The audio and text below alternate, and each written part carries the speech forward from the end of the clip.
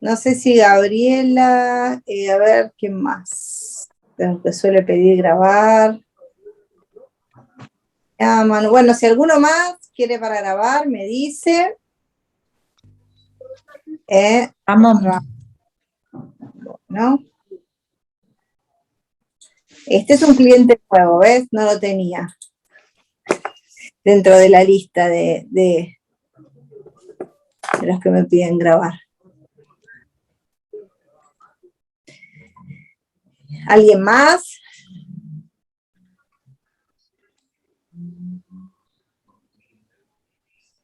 Que quiera grabar, ¿no? Bueno.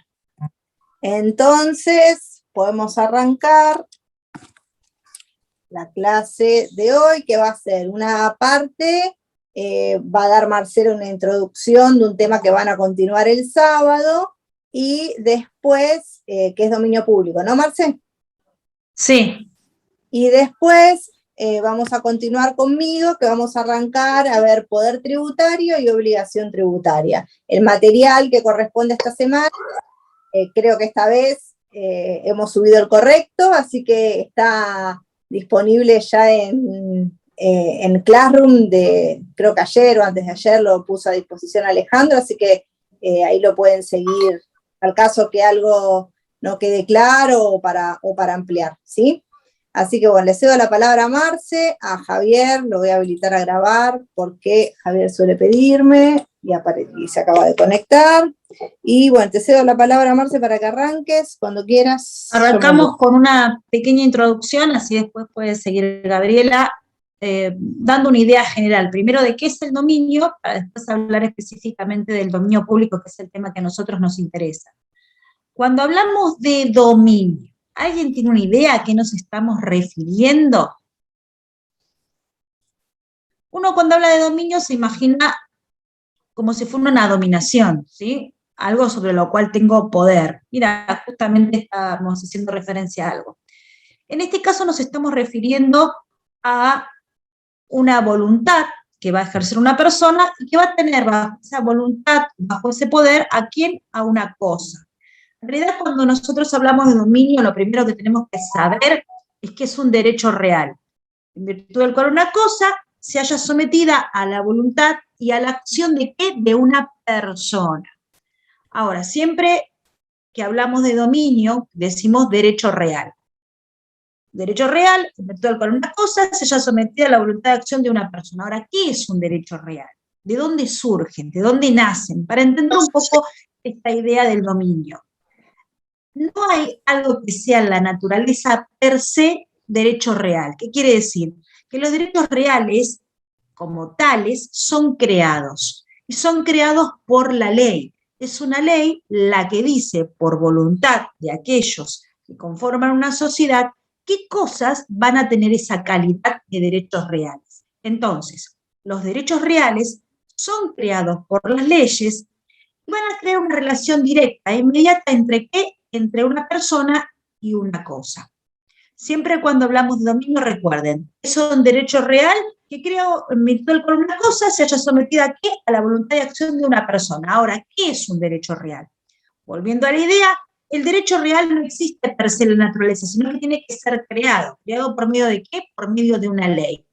Entonces, es una ley la que va a crear una interacción directa e inmediata entre una persona y una cosa. Eso es un derecho real.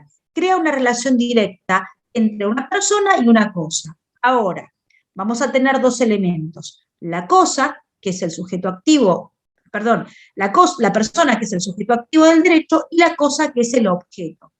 Esa es la idea de lo que es dominio en general. Pero nosotros lo que vamos a estudiar ahora, o lo que vamos a intentar estudiar, es el dominio público. ¿Y qué diferencia hay del dominio que puedo tener yo, aquel que crea un vínculo de derecho inmediato entre una persona y una cosa dentro de la esfera privada, que el dominio público? Tiene que ver con la propiedad del Estado, pero no solamente con la propiedad del Estado. ¿Por qué? Porque no solamente el Estado actúa como persona de derecho público, sino que también actúa como persona de derecho privado. Y entonces, como tal, como persona de derecho privado, el Estado también puede comprar y vender cosas. Sin embargo, el dominio público no puede efectuar esa acción, precisamente porque no solamente tiene que ver con la propiedad, sino también con el fin de ese bien. Entonces, a lo que nosotros nos vamos a interesar es tratar de dar una definición de lo que es el dominio público, que es lo que a nosotros hoy nos interesa. ¿Y qué es el dominio público? El dominio público como concepto o como idea es el conjunto de bienes de propiedad del Estado afectados por ley al uso directo o indirecto de la comunidad. Esa es la definición técnica, si se quiere, de dominio público. Repito, dominio público es el conjunto de bienes de propiedad del Estado afectados por ley al uso directo o indirecto de la comunidad. Ese sería el concepto principal de dominio público. ¿Hasta ahí todos entendieron? ¿Todos van bien? ¿Sí? Bien.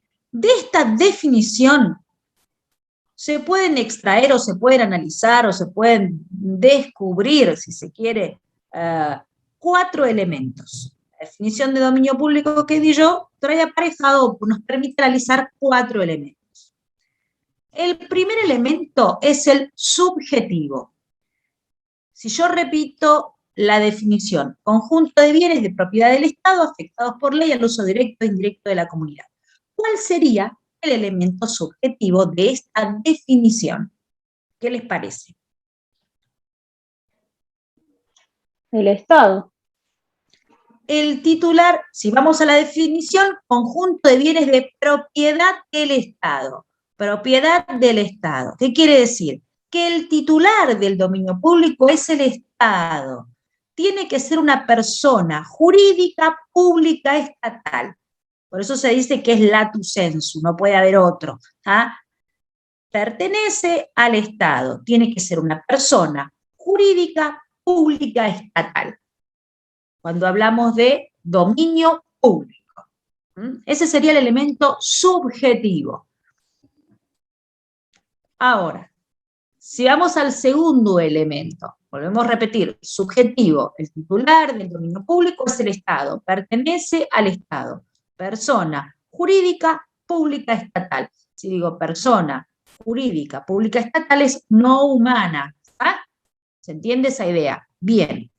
Segundo elemento, el elemento objetivo. Si yo voy a la definición, ¿qué dice la definición? ¿El uso directo o indirecto? No, ese es el elemento objetivo o el elemento que habla de un objeto, ¿eso? Ah, no, tenés razón, lo interpreté mal. La relación, profesora, puede ser entre una persona y una cosa. No, la relación entre una persona y una cosa es el dominio, la idea de dominio. Bienes.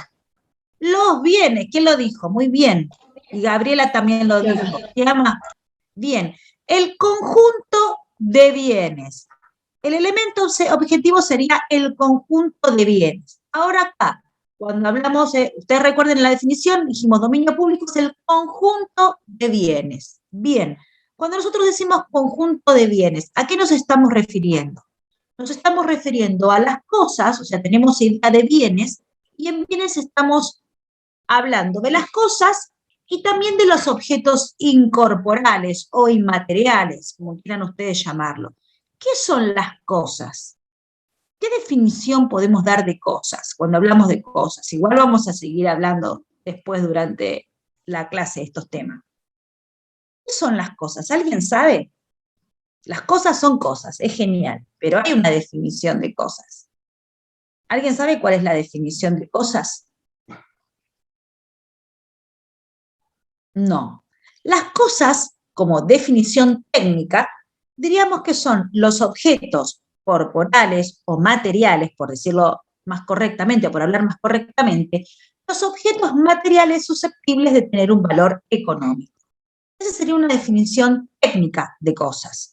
Entonces, dentro de esta definición de conjunto de bienes, vamos a tener los bienes materiales, tanto muebles como inmuebles, así como los bienes inmateriales. ¿Ah? Los bienes materiales como los bienes inmateriales o incorporales. ¿Podemos dar ejemplos? Sí, podemos dar ejemplos.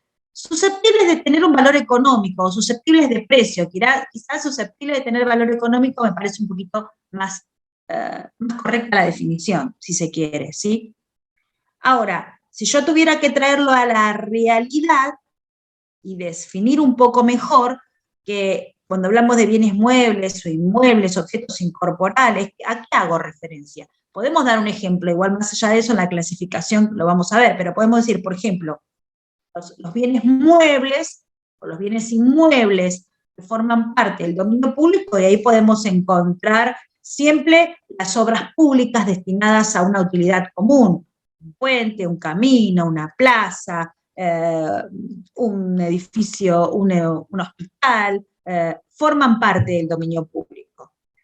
Los bienes muebles también pueden ser irreemplazables y formar parte del dominio público, como pueden ser los cuadros de una exposición de un museo público o los como objetos incorporales, por ejemplo, la fuerza hidráulica de un curso de aula pública. Esos pueden ser algunos de los ejemplos que forman parte del dominio público. Una playa forma parte del dominio público. ¿Verdad? Esas serían las pequeñas ideas de lo que sería el elemento objetivo del dominio público. Igual lo vamos a ver con más detenimiento después. El tercer elemento, ¿se entendió este segundo conjunto de bienes a que hace referencia? Hablamos de objetos corporales y objetos incorporales, o sea, objetos materiales o inmateriales. Dentro de los materiales, entre los bienes muebles, los bienes inmuebles, y dentro de los incorporales, por ejemplo, la fuerza hidráulica de un curso de agua pública. Ahora, el tercer elemento es el elemento finalista. Y vamos a la definición. ¿Cuál sería el elemento finalista? Y entra Mónica por ahí a hablar un poco a lo que ella definía. Cuando ella habló de el uso directo o indirecto de la comunidad. Ese es el elemento finalista. ¿Cuál es el fin? ¿Está? El elemento, se dice que es el elemento finalista o teológico, como quieran decirlo, pero se refiere al fin. ¿Cuál es el fin del dominio público? Es el uso directo o indirecto que puede hacer esa comunidad. Ahora bien, el uso directo puede ser colectivo o individual. ¿A qué hace referencia cuando hablamos de un uso directo colectivo? Que la comunidad lo pueda usar a través de varios de sus integrantes al mismo tiempo. Por ejemplo, ¿qué podría ser? Las playas del mar. Ese ejemplo, nosotros podemos ir varios a la playa, ¿está? No es un uso individual. Ahora, también hay un uso directo individual. Y ahí generalmente se da el ejemplo de una sepultura en un cementerio público, porque el cementerio privado no forma parte del dominio público.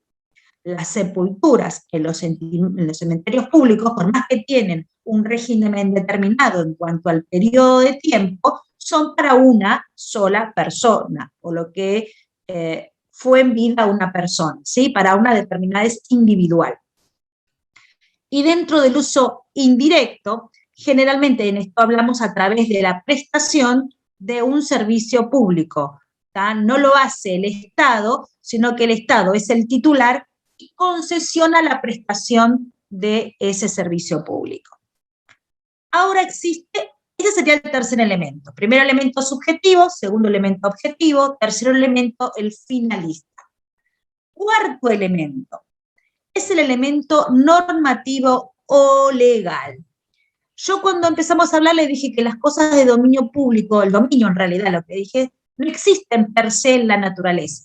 No es que algo nace y ya es dominio público, en este caso sería, sino que están creados por ley. Esa decisión se hace a través de un elemento normativo o legal, es la ley. Pero lo que hace la ley no se refiere específicamente a la creación, sino que se refiere a la asignación de carácter dominial. Porque una cosa es crear y otra cosa es asignar. ¿tá? La asignación de carácter dominial siempre es a través de una ley. ¿Una ley de dónde? ¿Qué les parece? ¿De dónde sería esa ley?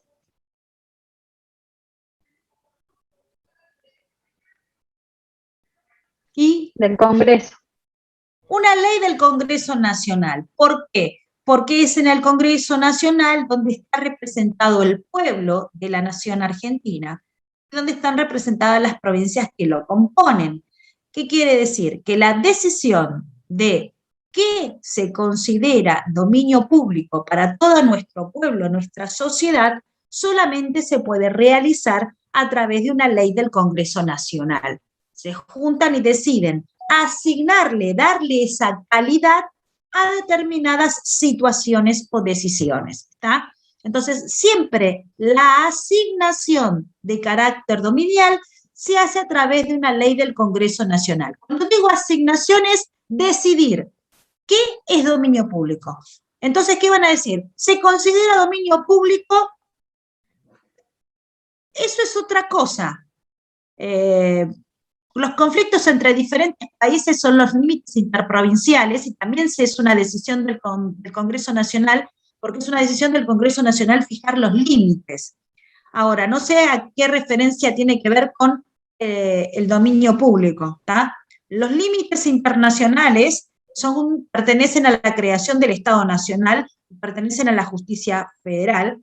Es la nación, y se lo debemos a Perito Moreno sobre todo, el que no sea el sur prácticamente de Chile, porque si se hiciera por divisoria de aguas hubiésemos perdido parte del sur. Fue la decisión de Perito Moreno de que sea por las altas cumbres y poderlo hacerlo de otra manera. Pero no sé a qué tiene que ver con el tema de los conflictos, porque una cosa son los conflictos internacionales y otra cosa es el dominio público. Sí, pero los conflictos sobre los territorios es una cosa y el dominio público es otra. ¿Ah? Obviamente los límites internacionales forman parte del dominio público hasta donde figura el límite, ¿ah? Porque hay determinadas características. Igual lo vamos a ir viendo despacio. Ahora bien, la asignación de carácter dominial siempre la hacen a través de una ley. Esto es, como dice también Guido, es decidir qué es dominio público. Se van a juntar y van a decir, bueno, nosotros como Estado Nacional decidimos qué es dominio público, las playas del mar, los lagos navegables, las aguas marítimas hasta tanto de la plataforma intercontinental, los ríos navegables, las islas, toda obra a construirse que tenga el destino de utilidad pública. La decisión es una decisión que se toma a nivel nacional, pero solamente le asignan. ¿Qué quiere decir? Deciden cuáles son, dicen cuáles son, que es independientemente de la creación. Por eso no hay que confundir asignación con creación o afectación, que es distinto. ¿Vamos? Una cosa es asignar o decidir qué es dominio público y otra cosa es crear o afectar el dominio público. ¿Se entiende la idea? ¿Sí? Estos son los 4 elementos de la definición.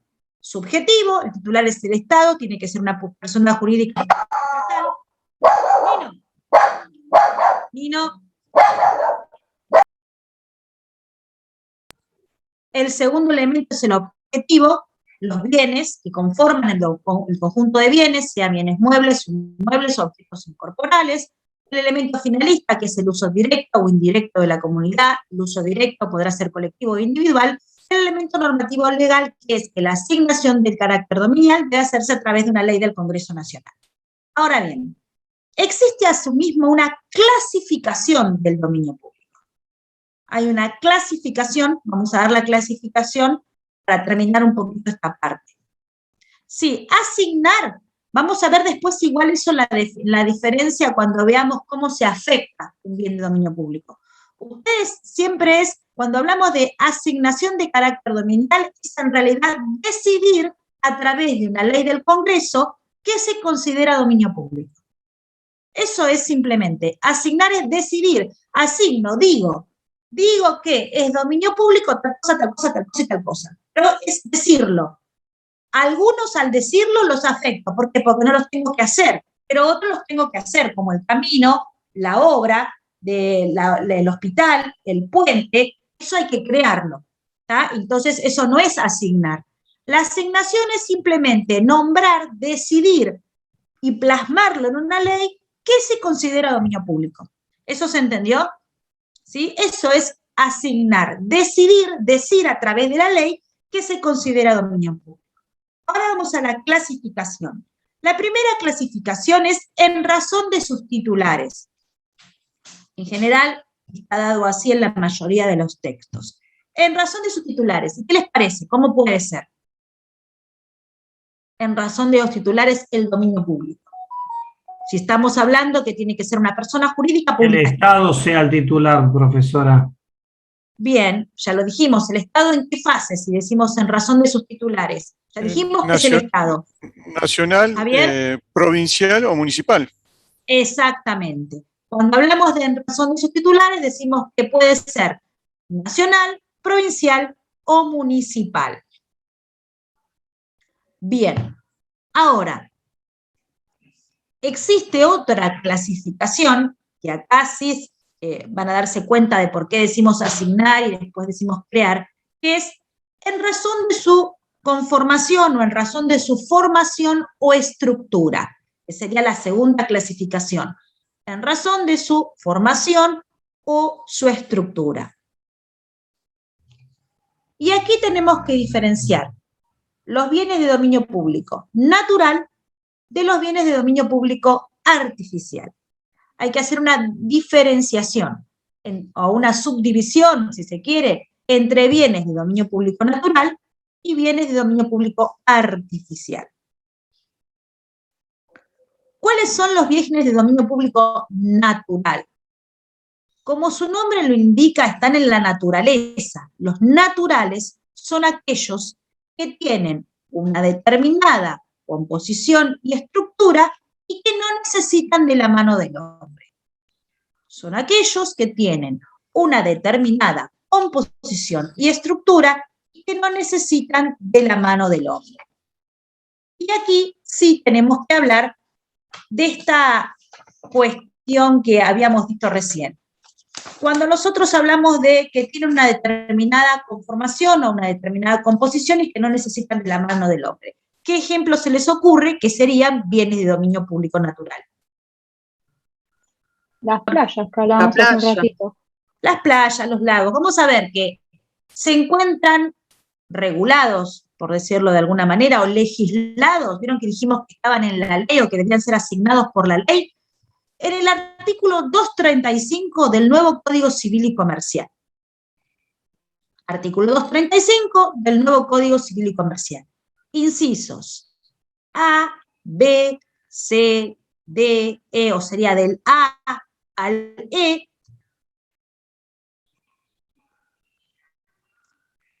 y parte del H, parte del inciso H, lo cual esto es discutible, después lo vamos a ver, algunos dicen que sí y otros dicen que no. Le voy a explicar por qué. Cuando hablamos de incisos A, B, C, D, E, ¿a qué nos estamos refiriendo? Para que ustedes tengan el ejemplo de qué dice el artículo 235. Habla de el mar territorial, tiene que ver con recursos naturales, exacto. El mar territorial hasta la distancia que determinen los tratados internacionales, las aguas interiores, bahías, golfos, ensenadas, puertos. Habla de arroyos, estuarios, ríos, lagos y lagunas navegables. Hablamos de las islas que se van a formar dentro del mar territorial o dentro de la zona económica exclusiva. El espacio aéreo subyacente al territorio. Hablamos de también, referente a esto, todo lo que tiene que ver con las lagunas navegables, excepto en algunas cuestiones, algunas que son, hay algunas excepciones respecto a las cuestiones particulares, pero la mayoría hace referencia a estas situaciones. Recuerden, mar territorial, hasta lo que digan los tratados internacionales, que generalmente son las 200 millas marinas. Hablamos de las aguas interiores, bahías, playas, ensenadas, puertos. Siempre hay una porción que está al borde de los ríos, que hace referencia al cauce natural, que forma parte del dominio público.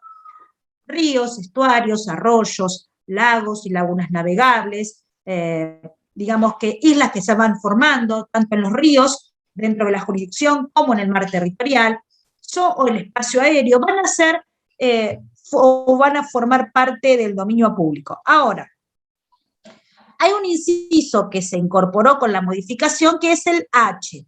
Y el inciso H, en realidad, habla de las ruinas y yacimientos arqueológicos y paleontológicos. ¿Alguien sabe a qué hacemos referencia cuando vamos, o qué diferencia hay entre arqueológico y paleontológico? Uno es del hombre y el otro es de animales, puede ser. La parte paleontológica es la parte de los huesos de los animales. Más o menos Belén tiene una idea. Cuando hablamos de arqueológico, la arqueología lo que hace es estudiar a una sociedad antigua en base a sus restos materiales, en base a lo que se encuentra de esa sociedad, a cómo hacían sus casas, a los utensilios que encuentran. Por eso hablamos de las ruinas arqueológicas de las mayas, los aztecas, los egipcios, o lo que podría ser el Tilcara, o las de algunos otros, los dieguitas, o algunos, no dieguitas no tanto, pero bueno, del Tilcara, de los puelches, algunas cuestiones que se van encontrando, de cómo vivía esa sociedad antigua a través de los elementos que se encuentran que crearon los miembros de esa sociedad. Eso no puede decirse que sea un bien de dominio público natural, bajo ningún punto de vista. ¿Por qué? Porque necesitó de la mano del hombre. Entonces sería un bien de dominio público más bien artificial. En cambio, el paleontológico, como bien dijo Belén, se refiere a los animales. En realidad hace referencia no solo a los animales, habla de seres orgánicos que habitaron la Tierra miles de años atrás y que ahora quedan restos fósiles. Esos restos fósiles son los que estudia la paleontología, y que pueden formar parte o forman parte del dominio público del Estado.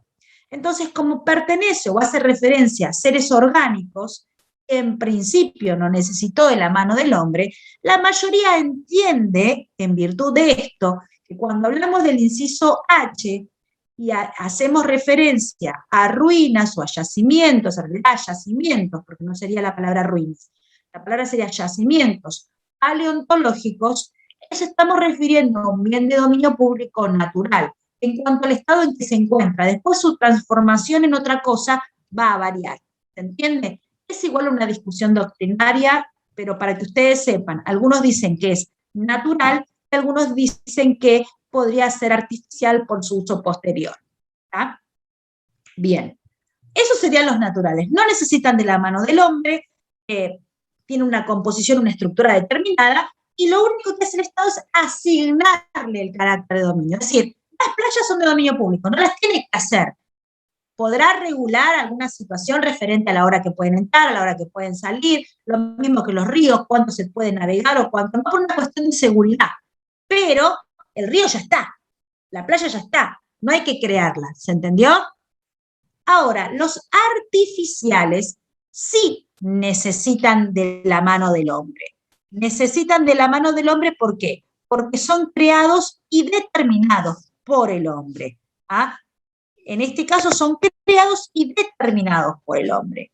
Y se encuentran también en este mismo artículo 235, pero en otro inciso.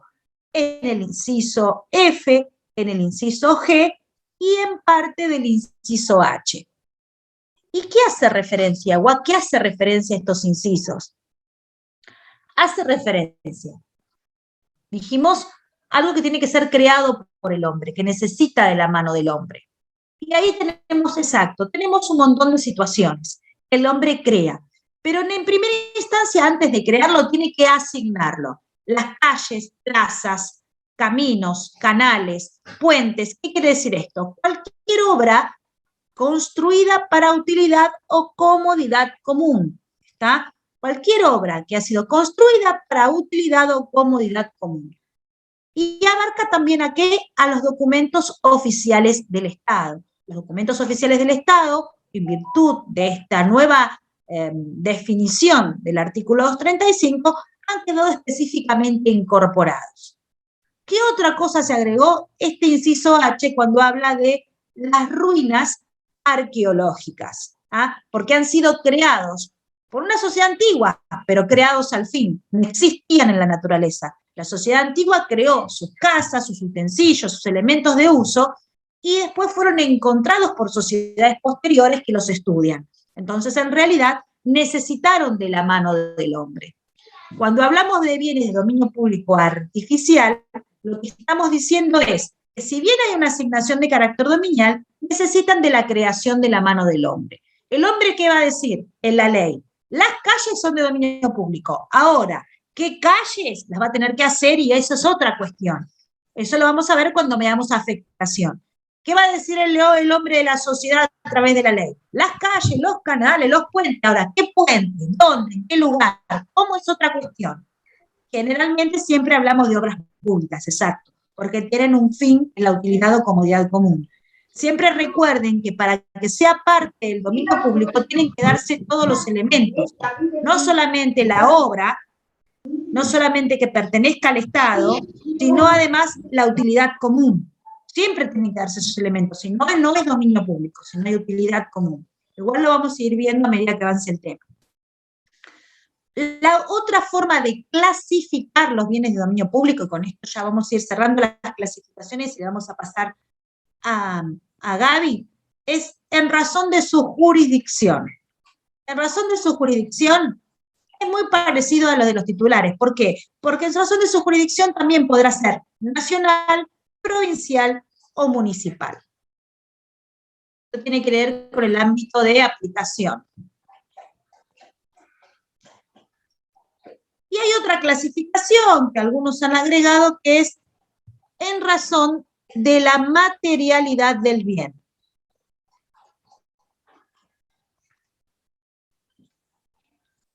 En razón de la materialidad del bien, vamos a ver que hay bienes que son materiales, objetos corporales, como los bienes muebles, los bienes inmuebles, y hay objetos que son inmateriales, que no se pueden tocar, porque son abstractos, como es la fuerza hidráulica de un curso de agua, o que emergen o dan un derecho determinado. Entonces son objetos materiales y objetos inmateriales, o objetos corporales o objetos incorporales. Esa sería una manera también de poder dividir o clasificar los bienes de dominio público. Siempre recuerden que cuando estamos hablando del tema de dominio público, cuando se corta ahora el tema van a entrar con el mismo ID, con la misma contraseña, ¿sí? Cuando hablamos de dominio público, siempre tenemos que tener en cuenta todos los elementos. Conjunto de bienes de propiedad del Estado afectados por ley al uso directo e indirecto de la comunidad. Tiene que ser el Estado el titular, nacional, provincial o municipal. Esto quiere decir que tiene que ser siempre una persona jurídica, pública, estatal, una persona no humana. El objeto, conjunto de bienes. Los bienes pueden ser muebles o inmuebles, objetos inmateriales, derechos. ¿tá? Estos bienes pueden ser, según naturales, o pueden ser artificiales. Los naturales son los que no necesitan de la mano del hombre, que existen por ser la naturaleza, que tienen una determinada composición y estructura. En tanto que los artificiales, se realiza la asignación, pero el hombre que tiene que hacer, tiene que crearlos, que necesitan de la composición o de la mano del hombre.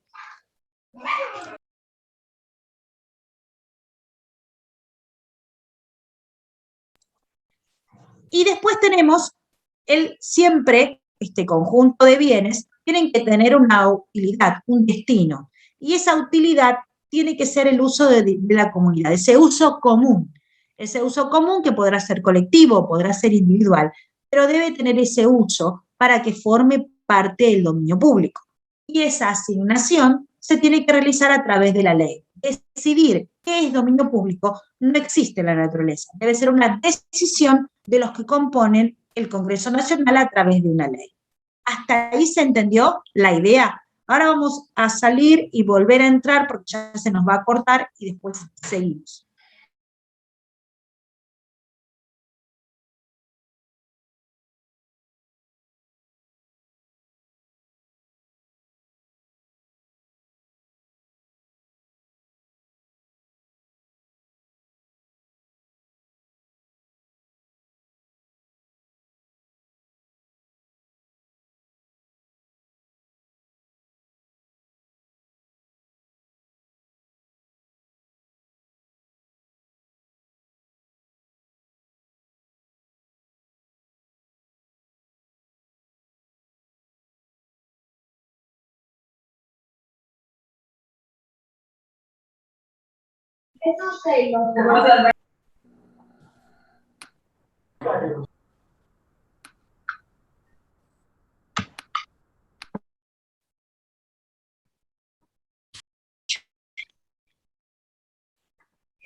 Profe, cuando pueda, ¿me puede habilitar para grabar?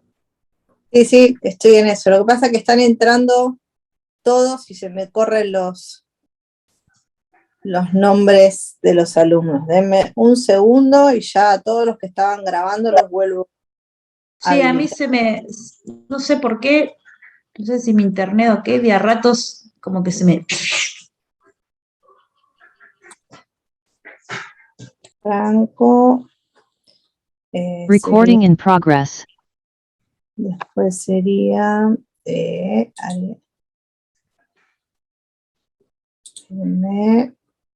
un segundo, Ariana. Después tengo a María Belén. María Belén, ahí está. Después tengo a Ramón. Hasta acá, mientras Gaby va haciendo entrar a otros, y bueno, igualmente yo ya le voy a pasar la posta. ¿Alguno tiene alguna duda?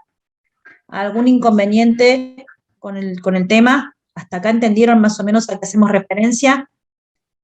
Sí, los ejemplos, ¿qué es? Los ejemplos ya más o menos es lo que fuimos dando.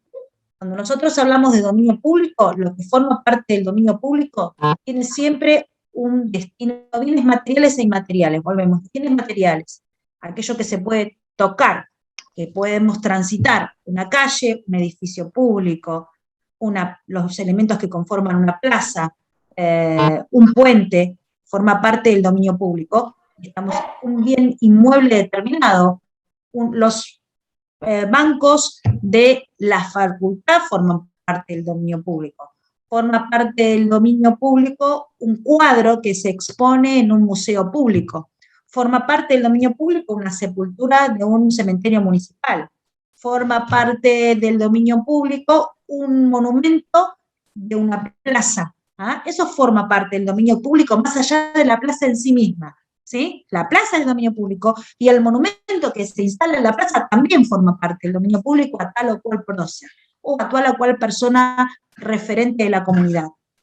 Ahora, el objeto incorporal por ahí es más complejo, pero la fuerza hidráulica que determina un curso de agua pública que puede dar lugar a una determinada construcción también forma parte del dominio público.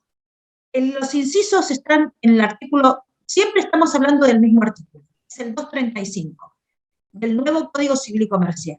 Cuando hacemos referencia a los bienes de dominio público natural, es el inciso A, B, C, D, E y parte del H, que es discutible. Si quieren ponerlo entre comillas, discutible, solo serían los paleontológicos. ¿Ah?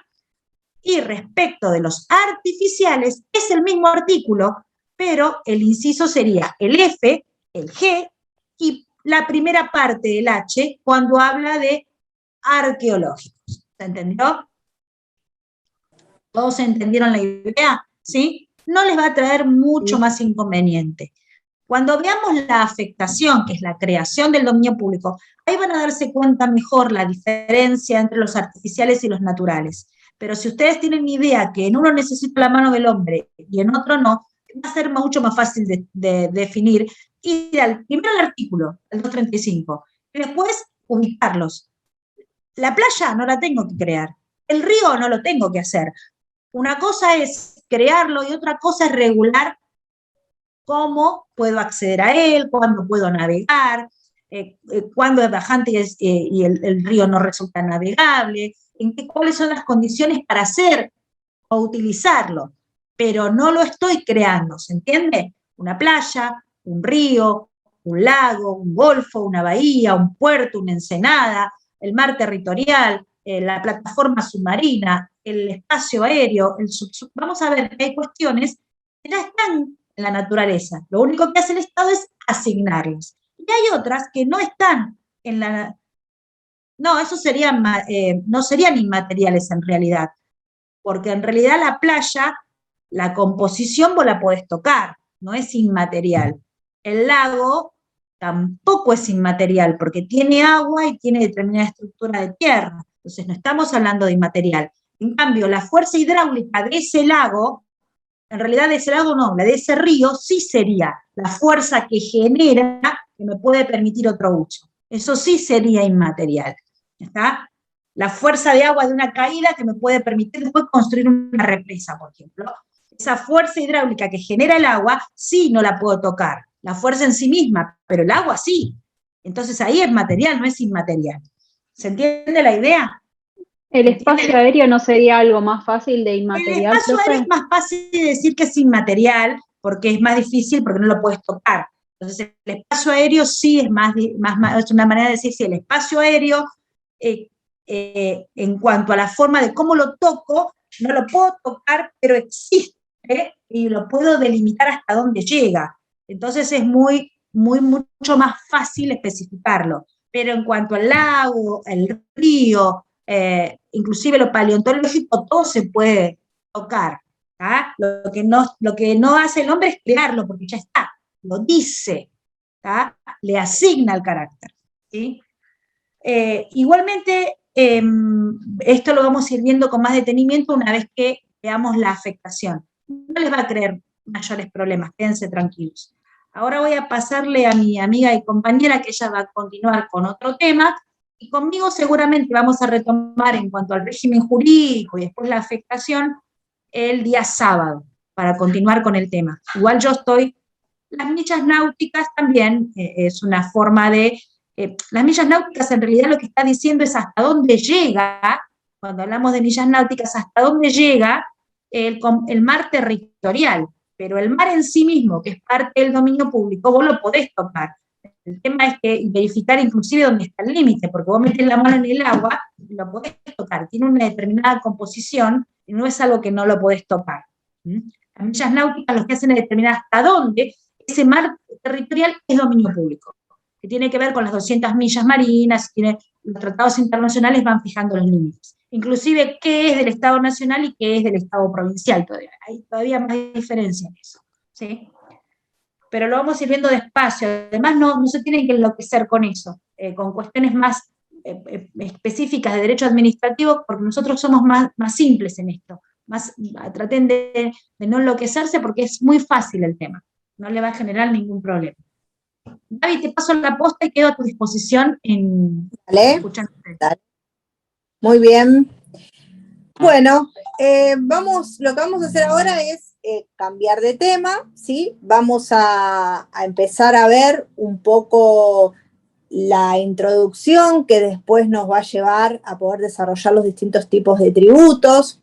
Es importante que puedan ir comprendiendo los conceptos que vamos a ver cuando veamos ahora poder tributario y cuando veamos luego obligación tributaria, más que nada para aquellos que van a seguir la carrera de contador, porque son los primeros pasitos para aquellos que no han tenido la posibilidad de trabajar en cosas que tienen que ver con la materia, para ir adentrándonos en la cuestión impositiva, ¿sí? Comprender cuestiones respecto de qué es una obligación tributaria, qué es el poder tributario, vamos a ver sujetos activos y pasivos de la obligación tributaria, vamos a ver los distintos tipos de responsables por deuda propia y por deuda ajena, que son los que llamamos contribuyentes, que existen según la ley. Vamos a comprender el concepto de hecho imponible, alícuota, base imponible, es decir, vamos a ir viendo toda una serie de cosas que para algunos pueden resultar muy básicas, pero que nosotros tenemos que darla porque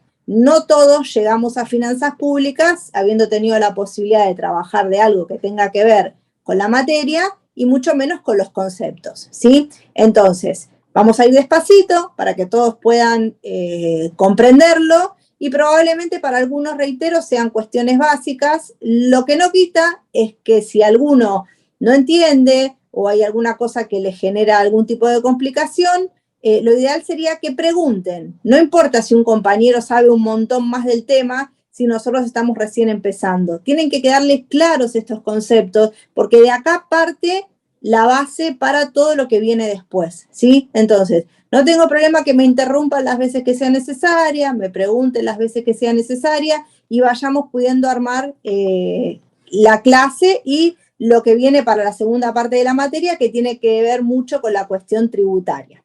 Entonces, vamos a compartir la pantalla, que tengo un pequeño power para este tema. Veamos, a ver si se ve. ¿Se ve, no es cierto? Sí, lo veo, yo lo veo. ¿Cuál es la... ¿Sí?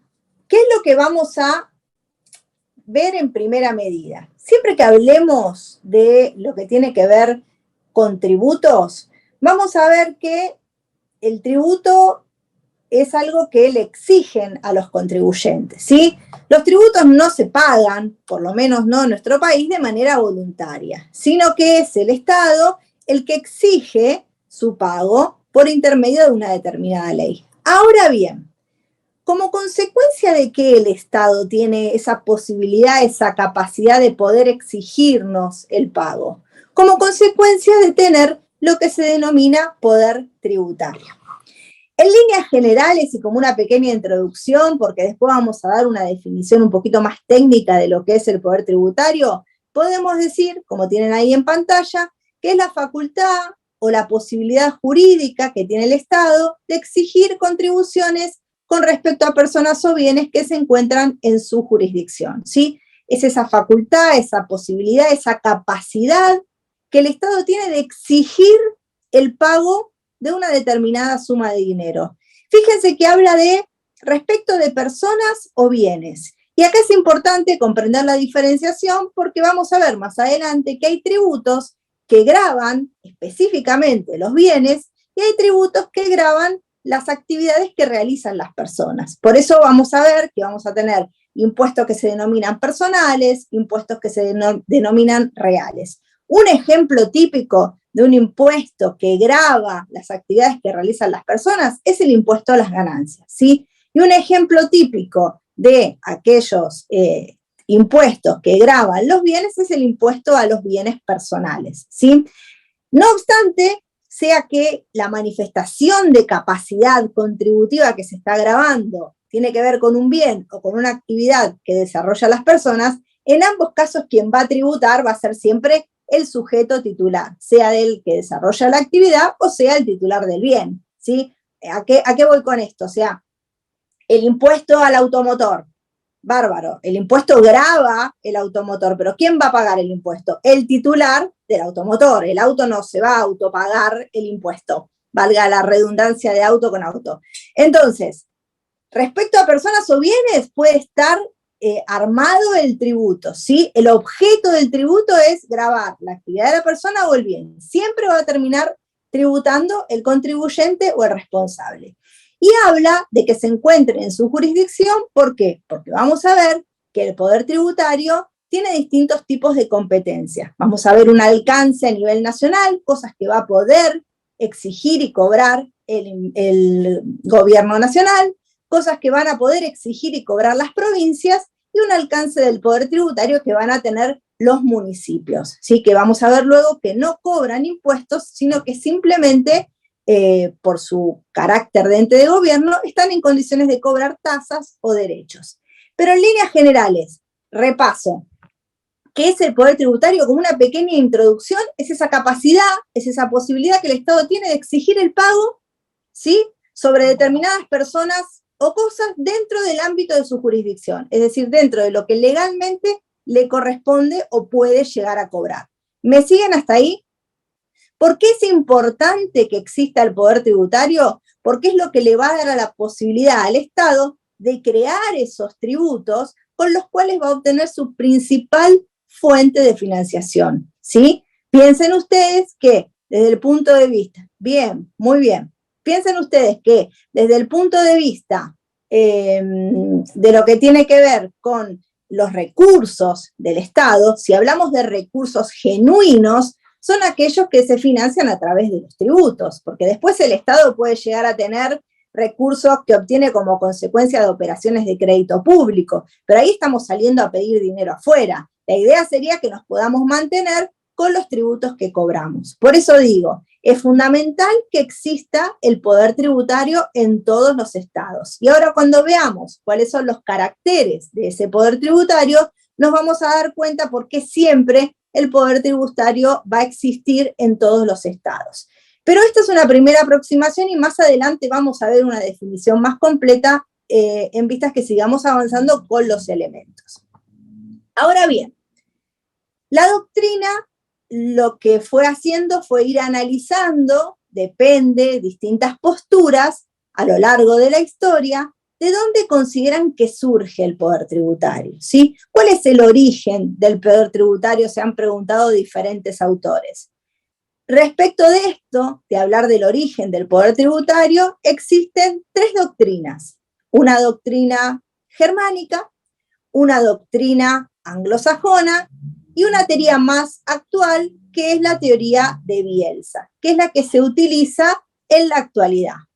No obstante, no vamos a descartar las otras dos, sino que vamos a explicar qué es lo que decía cada una de esas doctrinas y por qué llega Bielsa a la conclusión que se aplica hoy por hoy, que mucho también tiene que ver con realizar críticas a las primeras dos doctrinas que se fueron generando.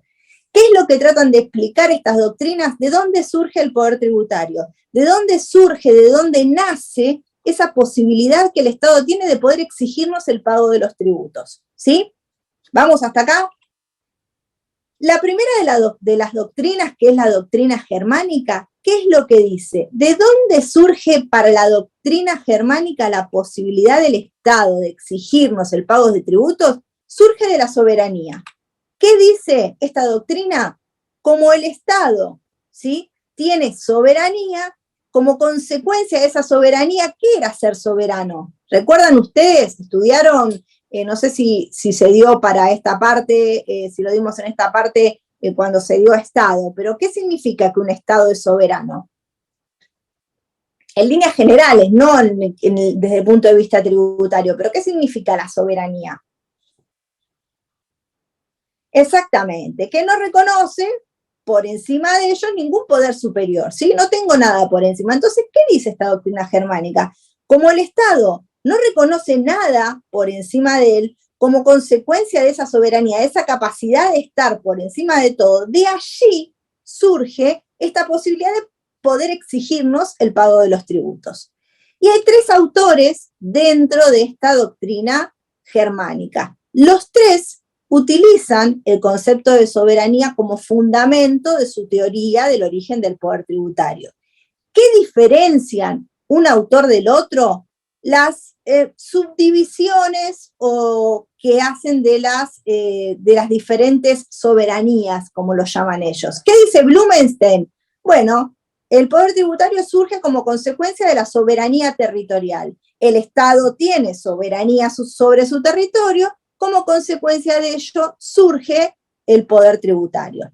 Después aparece Cruz, que es otro autor, toma un poco la idea de Blumenstein y dice, bueno, sí, existe una soberanía estatal, pero dentro de esta soberanía estatal existe una denominada soberanía impositiva, como que hace una subdivisión del concepto de soberanía. Habla de una soberanía estatal, que es la más grande, y de una soberanía que llama más chica, que está dentro de esta soberanía estatal, que la denomina soberanía impositiva, ¿sí? Y el tercer autor, que es Sainz de Bujanda, ¿qué es lo que dice? Yo esta la llamo la teoría de las mamushkas del origen del poder tributario. ¿Vieron las muñequitas que hay siempre una que va más chiquitita dentro de la otra, dentro de la otra? Bueno, ¿qué dice este tercer autor? Bueno, en realidad hay una soberanía estatal, que es más grande, pero dentro de esa hay una soberanía que se refiere a lo financiero, y dentro de esa hay una soberanía que se refiere a lo fiscal. Pues bien, de ahí, de esa soberanía fiscal, que forma parte de la soberanía financiera, que forma parte de la soberanía estatal, de ahí surge el poder tributario. En definitiva, los tres autores, con sus diferentes subdivisiones de soberanía, o diferentes formas de llamarla, o de clasificar la soberanía, se basan en lo mismo. Como consecuencia de no tener nada por encima de ellos, el Estado tiene esa posibilidad de crear aquellas normas como consecuencia de las cuales nos exijan el pago, y eso da origen al poder tributario. Para la doctrina germánica, la soberanía es lo que da origen al poder tributario. Como consecuencia de tener soberanía, puedo tener poder tributario. Si no tuviéramos soberanía, no podríamos tener la posibilidad como Estado de exigir a terceros que nos paguen determinada cantidad de tributos, ¿sí? ¿Se entiende la idea de la primera doctrina? Quedémonos en esto, en la idea de la soberanía. Después sí, tendrán que ver ustedes, a los fines del examen, poder diferenciar que uno hacía un concepto más amplio, que los otros iban haciendo como diferenciaciones específicas en cuanto a lo que tiene que ver con soberanía, pero la idea es que les quede la idea central. Eso es lo que decía la doctrina germánica. Después aparece la doctrina anglosajona, que también se basa un poco en el concepto de soberanía, pero ya no habla genéricamente de soberanía. ¿Qué es lo que dice la doctrina anglosajona? Tenemos dos poderes soberanos. Por un lado, el poder impositivo, y por otro lado, lo que se llama poder de policía. ¿Qué es lo que dice?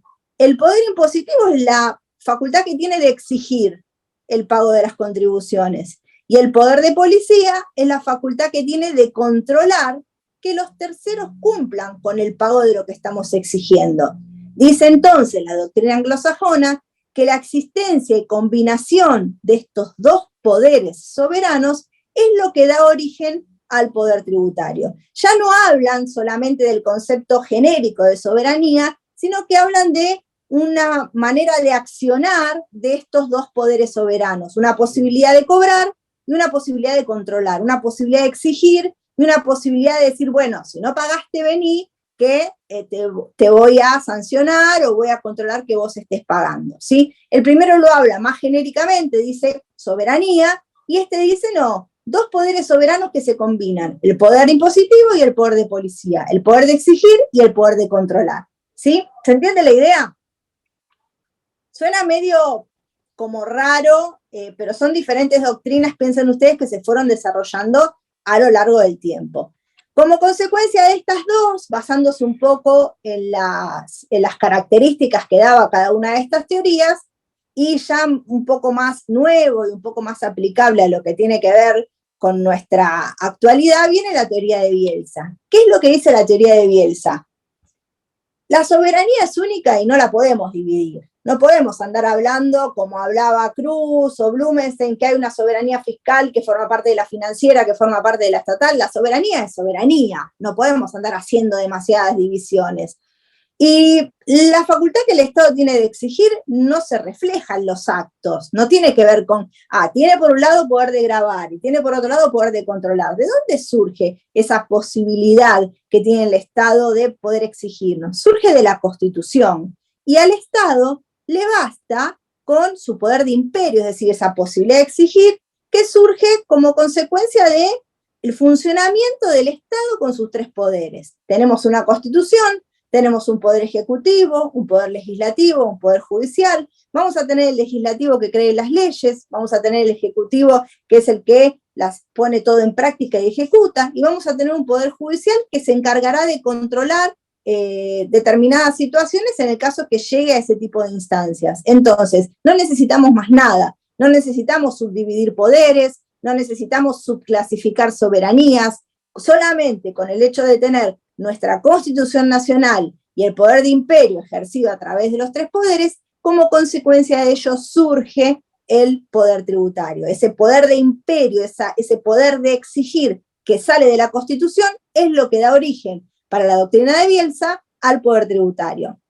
Y claramente esta es la doctrina que se está aplicando en la actualidad. Pero fíjense que cuando hace sus fundamentos, utiliza mucho como base para ir desarrollándolo algunas características de las doctrinas anteriores, ¿sí? ¿Pero se entiende la idea? Vamos de nuevo. Tengo la doctrina germánica, soberanía como fundamento. Los distintos autores utilizan el criterio o el concepto que ellos consideran mejor a los fines de explicar de qué parte de la soberanía surge el poder tributario. La doctrina anglosajona habla de dos poderes que se combinan para poder lograr que el Estado pueda exigir el pago de las contribuciones y controlarlo. Y la doctrina más actual, que es la de Bielsa, dice no, señores, el poder tributario surge de la Constitución Nacional. Tenemos una Constitución que nos va a dar la posibilidad de crear tributos, que nos va a dar la posibilidad de ejecutar determinadas acciones, que nos da la posibilidad de controlar. Pues bien, de ahí surge el poder tributario. ¿Se entiende la idea de las 3 teorías o doctrinas que tratan de explicar el origen del poder tributario? Díganme si vamos bien. Sí, Gaby. ¿Sí? ¿Qué pasa con la anglosajona? Volvemos atrás.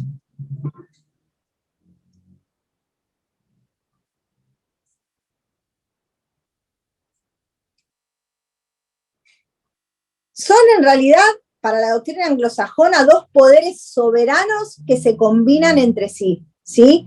O sea, la existencia y combinación de esos 2 poderes, que los llaman poder impositivo o posibilidad de exigir contribuciones, y poder de policía, que es la facultad de controlar, esa existencia y combinación de esos 2 poderes soberanos es lo que la doctrina anglosajona dice da origen al poder tributario. Vos le preguntás a alguien de la doctrina anglosajona de dónde surge el poder tributario, y surge porque existen 2 poderes, un poder impositivo y un poder de policía, que se combinan entre sí, y como consecuencia de ellos surge esa posibilidad de crear los tributos y exigir el pago. Eso es en líneas generales lo que dice la doctrina anglosajona.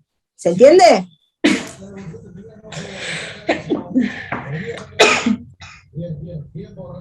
¿Sí? Bien. Seguimos entonces. Para entender un poquito esto que yo decía al principio, de que como consecuencia del poder tributario se obtienen ingresos que llamamos ingresos genuinos del Estado, que son los que tienen que ingresar en su mayoría para que un Estado no se funda como tal. Piensen ustedes que si nosotros tenemos un Estado que constantemente tiene que financiarse pidiendo préstamos y no genera su economía la posibilidad de autofinanciarse, claramente está en problemas. Estamos en problemas nosotros como personas normales y con lo que ganamos de nuestro sueldo no podemos vivir y constantemente nos tenemos que endeudar. Fíjense o hagan un paralelismo con el Estado, ¿sí? Claramente es similar.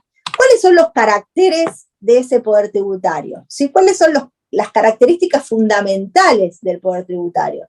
Lo primero que podemos decir es que es abstracto. ¿Qué significa que es abstracto? Como las leyes, que son generales y abstractas, que no se puede tocar, que no se puede palpar, que no podemos tocar el poder tributario. Hay una parte de la doctrina que habla de que existe un poder tributario abstracto y un poder tributario concreto. En realidad lo que están haciendo ahí es confundir 2 conceptos. Uno que es poder tributario con otro que es competencia tributaria. Y voy a hacer una pausa acá, y cuando explique lo que es competencia tributaria vamos a entender bien por qué en realidad el poder tributario es abstracto y lo que es concreto es otra cosa, ¿sí? El poder tributario es esa capacidad que tiene el Estado de exigir. Una capacidad, una aptitud, una posibilidad, no son cosas que se pueden tocar, no son cosas que se pueden palpar, ¿sí? El poder tributario es abstracto. Luego vamos a explicar qué es lo concreto dentro de este tema, pero claramente el poder tributario es abstracto. ¿Por qué decimos que es permanente? Porque nace y muere con el Estado, es connatural al Estado. ¿Y por qué nace? Cada vez que nace un Estado, nace con poder tributario y va a existir mientras el Estado exista como tal, precisamente porque es su principal fuente de ingresos, es su principal fuente de financiación genuina como Estado y siempre va a existir mientras el Estado exista como tal, ¿sí? Por esa misma razón, el Estado no puede renunciar al poder tributario. No es que un Estado puede decir, bueno, a partir de ahora no quiero tener más poder tributario. No, el Estado siempre va a tener poder tributario. No va a poder desprenderse de esa facultad, de esa posibilidad, ¿sí? No va a poder decir que no la quiere más y que se la asigna a tal organismo particular. Eso no lo va a poder hacer. Siempre va a tener el poder tributario, no va a poder renunciar. Del mismo modo que no puede renunciar, tampoco puede delegarlo en terceros. ¿Qué quiero decir con esto? No puede decir, bueno, por un determinado tiempo el poder tributario lo va a ejercer tal o cual persona. No, siempre el poder tributario lo va a ejercer el Estado. Entonces, es abstracto precisamente porque es una capacidad, una aptitud o una posibilidad que tiene. Siempre va a existir mientras el Estado exista como tal. Es connatural al Estado, nace y muere con todos los estados. No puede desprenderse nunca de esa capacidad, no puede renunciar, y del mismo modo tampoco lo puede delegar.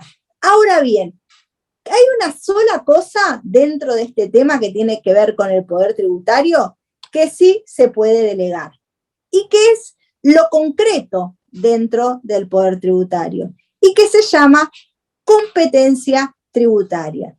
¿Qué es la competencia tributaria? Es la materialización del poder tributario y es la facultad de ejercitarlo en el plano material. Y ustedes me dirán, no entiendo, ¿qué estás diciendo? ¿Qué es ejercitarlo en el plano material?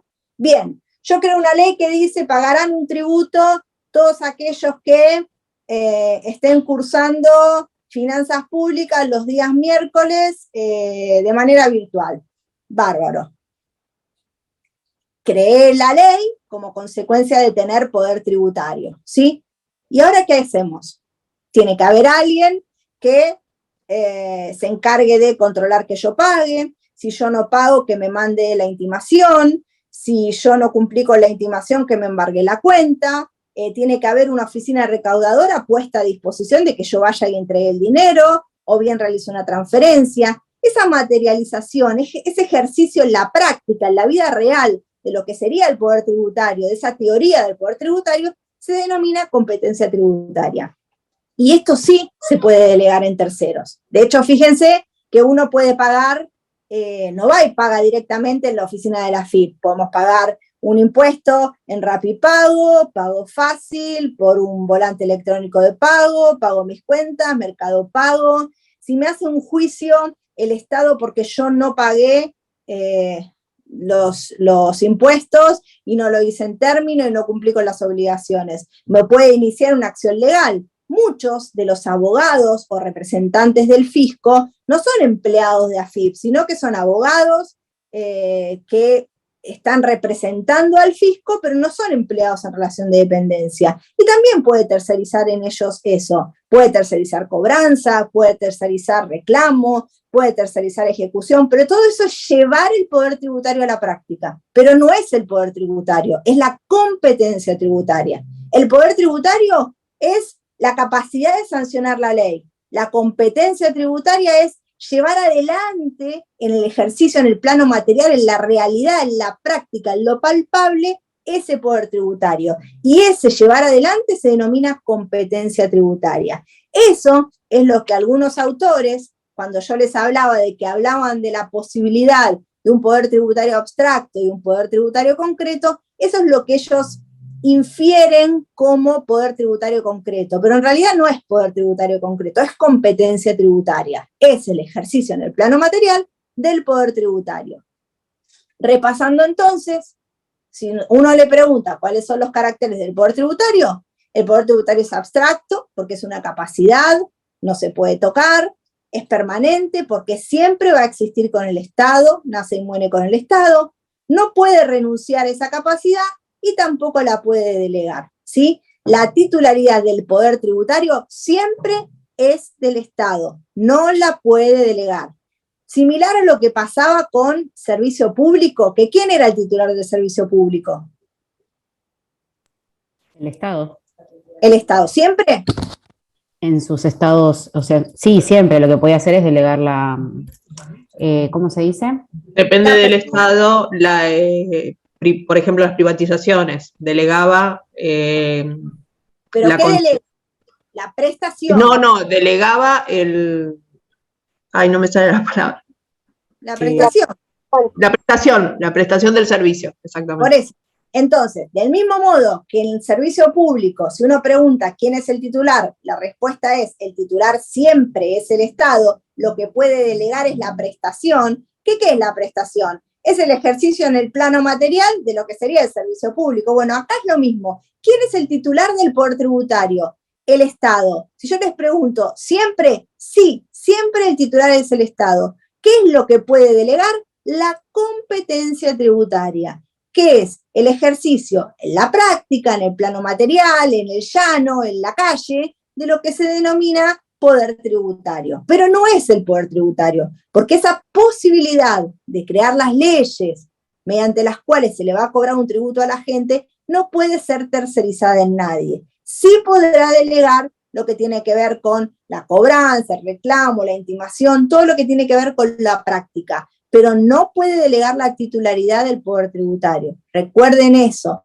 Siempre el titular del poder tributario es el Estado. Puede delegar su prestación y eso es lo que se denomina competencia tributaria. ¿Sí? Díganme si vamos hasta acá. Sí.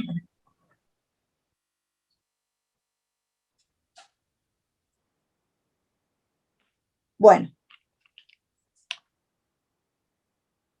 Bien. Seguimos entonces. Gracias.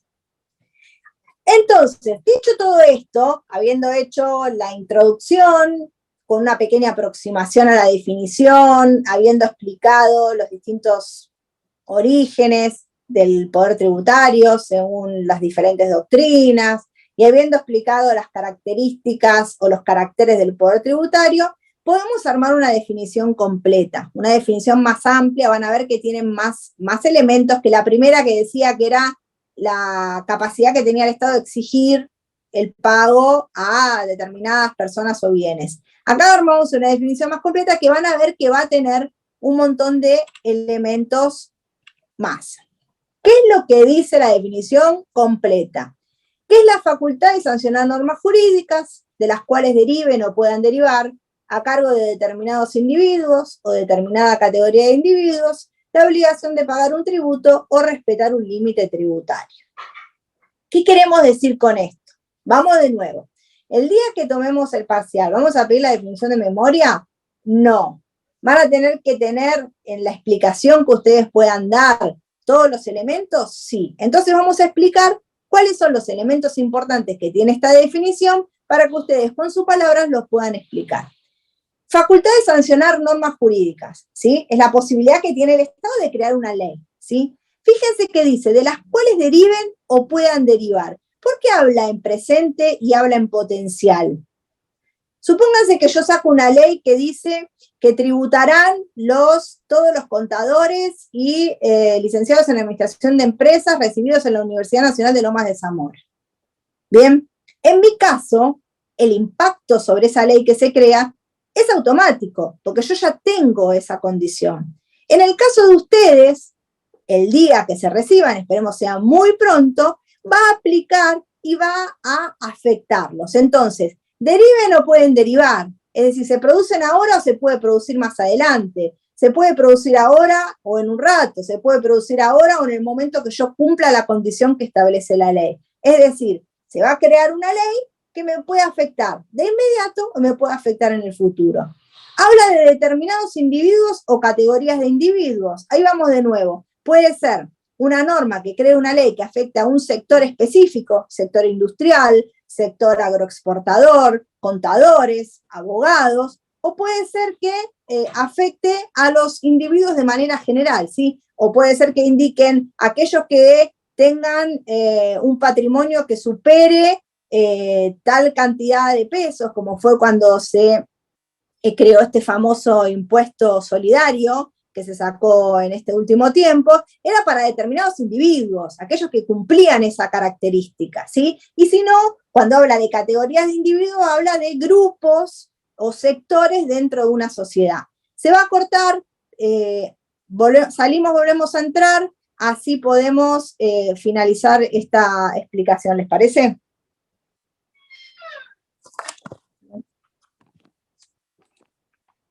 Vamos a salir.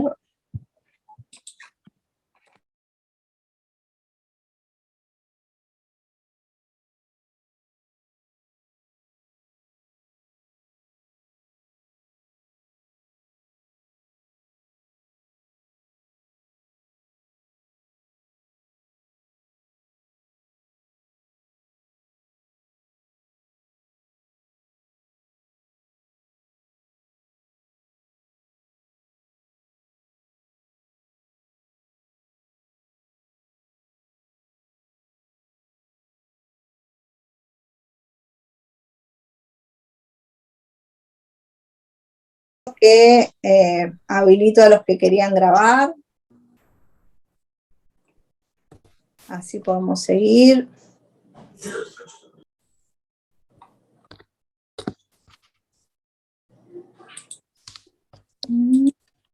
María Belén. Franco.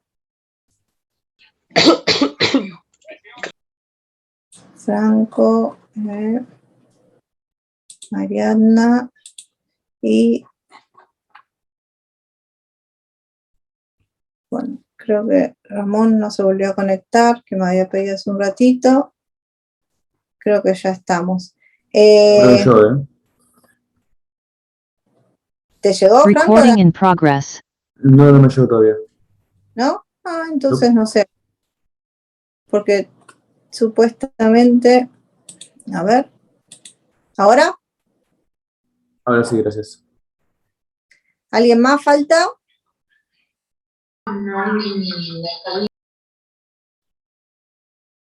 Acá está Ramón, que también había pedido.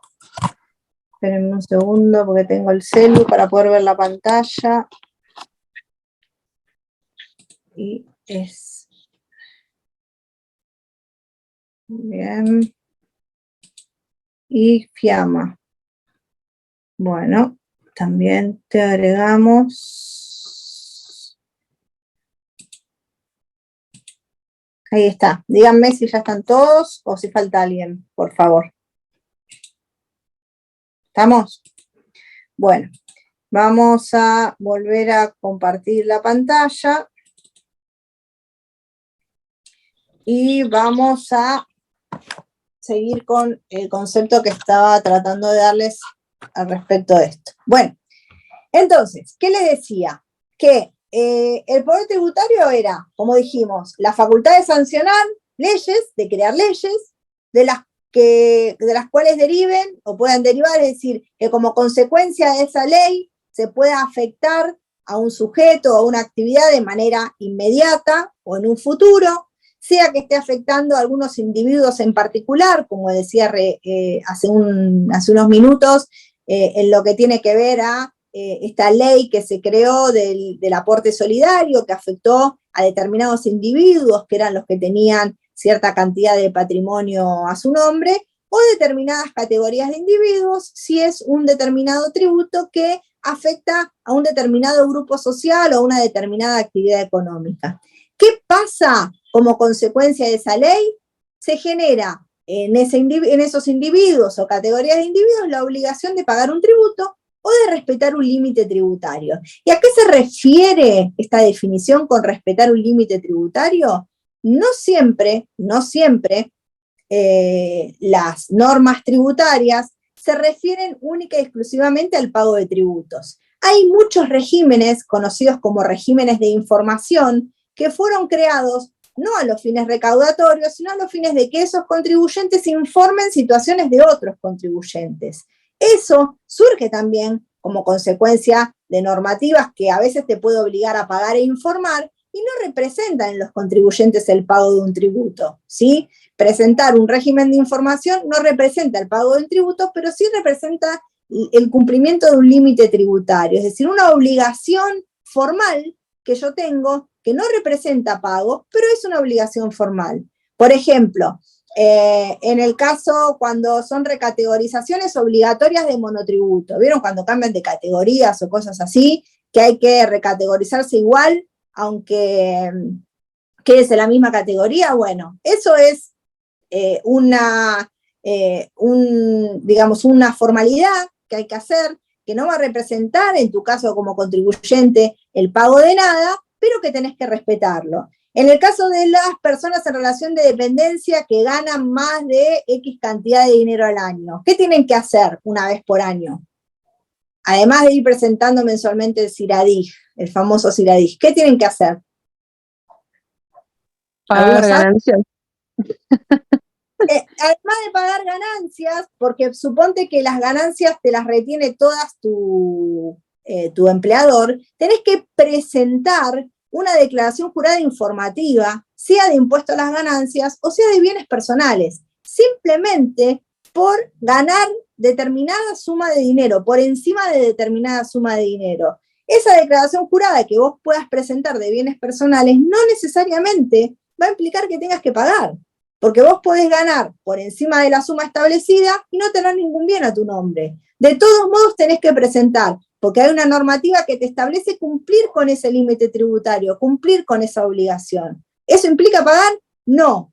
A veces puede implicar pagar o a veces no. Entonces, esa posibilidad de crear leyes que puedan impactar en el presente o que puedan impactar exactamente, como el portal IVA todos los meses, como era en su momento el City Compras y el City Ventas, como hay tantísimos regímenes de información que tienen que cumplir los colegios, que tienen que informar quiénes son los padres de los chicos y quiénes pagan las cuotas, cómo tienen que informar las prepagas. Fíjense que cuando ustedes entran hoy a la página de AFIP, hay una parte que se llama Mis Comprobantes. Ahí tenemos todos los comprobantes recibidos por el contribuyente. Y ahí vamos a encontrar todo tipo de comprobantes, desde lo que pagamos de la autopista, desde lo que pagamos de los colegios. Es decir, hay muchos organismos que además de emitir factura también son agentes de información. Y esto se fue creando con el paso del tiempo como para ir cerrando el círculo de control sobre los contribuyentes, porque antes uno declaraba un X consumo determinado y era mucho más difícil controlar. Ahora la AFIP aprieta un botoncito y si vos declaraste que vivías con 50.000 pesos por mes y solamente pagás 35 de cuota de colegio y otros 35 de prepaga, te va a preguntar, venga señor, explíqueme usted cómo hace para pagar el colegio de los chicos, pagar la prepaga, tener 2 autos, pagar el combustible, patente, todos los autos, comer, vivir, hacer tal esto con la plata que usted me está declarando que gana por mes. Entonces, ese ítem que tiene que ver con el consumo, que después más adelante si quieren, si vemos que llegamos con tiempo, podemos hacer como una especie de explicación de cuáles son las cosas básicas de una declaración de ganancias, una declaración de IVA, o lo que fuera, cuando nos metamos más con la cuestión tributaria, si les interesa lo podemos hacer. Son un montón de cosas que se fueron cerrando con el paso del tiempo, muchas de ellas como consecuencia de estos regímenes de información, que si bien no representan pagar, en muchos casos le ayudan al fisco a recaudar mucho más que si crearon un impuesto, ¿sí? Porque blanquean un montón de situaciones que en otro contexto no estaban blanqueadas, hace muchos años no estaban blanqueadas. Pero repaso de nuevo, esa facultad de crear una ley que afecte ahora, en un futuro, sea a algunos pocos contribuyentes o a grupos de contribuyentes, ¿sí? ¿Y qué se va a generar como consecuencia de esa ley sobre esos grupos? La obligación de pagar un tributo o de cumplir con una obligación formal, que eso se llama respetar un límite tributario, ¿sí? Se crea una ley, me puede afectar ahora en un futuro, sea una persona o un grupo de personas, y como consecuencia de esa ley yo voy a tener que pagar, o bien voy a tener que cumplir con alguna obligación de tipo formal, o bien regímenes de información. ¿Se entiende? Pero siempre hablamos de facultad de sancionar leyes. No hay tributo sin ley. Si no existe una ley, no puede haber un tributo. Se necesita sí o sí que exista una ley para poder crear un tributo. Vamos a ver luego, cuando veamos los principios constitucionales de la tributación o de la imposición, que uno de ellos es legalidad, ¿sí? Siempre es necesario que exista una ley para que se pueda crear un tributo. Entonces, es fundamental que ustedes digan que es la facultad o la posibilidad de crear leyes. Como consecuencia de esas leyes, se puede afectar a un grupo determinado de contribuyentes y sobre ello se puede generar la obligación de pagar un tributo o de respetar un límite tributario. Díganlos con las palabras que quieran, no necesitan decir la definición exacta como la tienen ahí en la pantalla, pero sí la idea es que ustedes comprendan la esencia de la definición. No es solamente la posibilidad que tiene el Estado de exigir contribuciones, no, es la posibilidad que el Estado tiene de crear una ley como consecuencia de la cual sí me va a poder exigir el pago de un determinado tributo o que respete un límite tributario o ambas cosas, ¿sí? Pagar un tributo y presentar una declaración jurada o lo que fuere, o una combinación de ellas. Díganme si se entiende hasta acá. Porque encima Sí, tengo... profe. Sí, Gaby. La mayoría de las apagadas y me veo a mí sola con un montón de cositas blancas. Ahí apareció Oscar en cámara. Menos mal, porque si no me le hablo a la pantalla con todos los dibujitos en blanco y me siento como cuando le hablo a mi hijo, que siento que le estoy hablando a la pared, más o menos. Ahí apareció Gabriela también. Gracias, porque si no me siento como muy sola. Piensen ustedes que están mirando la cámara, pero piensen que nosotros no somos artistas y le estamos hablando a un celular, en este caso yo le estoy hablando a un celular, o a veces le hablas a una computadora y es como raro. Uno se acostumbra, pero vamos como raro. Bien, seguimos. Yo les decía que cuando hablamos hace un ratito, que ese poder tributario, es decir, esa facultad de crear las leyes, como consecuencia de las cuales nos van a exigir el pago de los tributos, iba a tener diferentes alcances, ¿sí? Iba a haber cosas que podía exigir o leyes que podría crear la nación para exigirme algo, normas que podía crear la provincia y normas que podía crear los municipios, ¿sí? ¿Qué puede hacer la nación?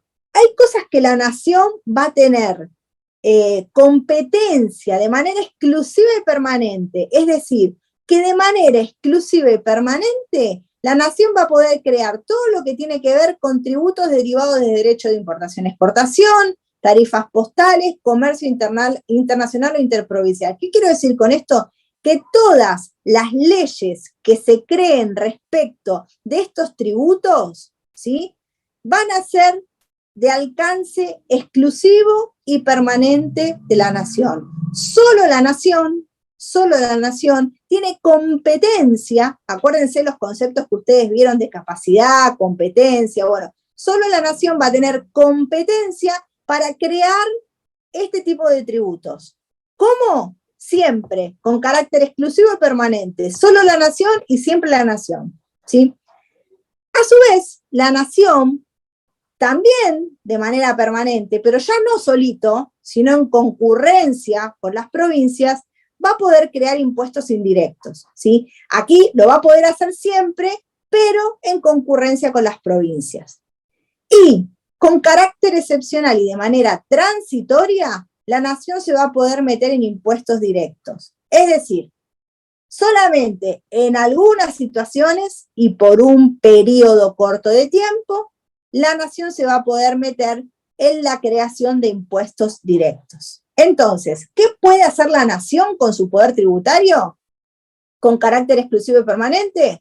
Estos tres que dicen ahí: derechos de importación y exportación, tarifas postales, comercio internacional. Siempre y solo la nación. Ahora, siempre, pero compartiendo con las provincias, impuestos indirectos. Y solo se va a poder meter excepcionalmente, en algunas circunstancias y por un periodo breve de tiempo, en lo que tiene que ver con impuestos directos. ¿Y por qué? Porque los impuestos directos son competencia exclusiva y permanente de las provincias. Las provincias se financian primordialmente por los impuestos directos. Entonces, el Estado Nacional se puede meter ahí solamente ante alguna circunstancia muy excepcional y por un periodo corto de tiempo, ¿sí? ¿Por qué? Porque pensemos que lo que es el Estado Nacional está por encima del Estado, de lo que tiene que ver con los estados provinciales. Por ejemplo, ingresos brutos, exactamente, ingresos brutos, o también tenemos el impuesto a los automotores, el impuesto inmobiliario, esos son impuestos directos. Acuérdense, vamos a ver más adelante, cuando veamos los distintos tipos de impuestos, vamos a ver la diferencia entre lo que es un impuesto directo y de lo que es un impuesto indirecto.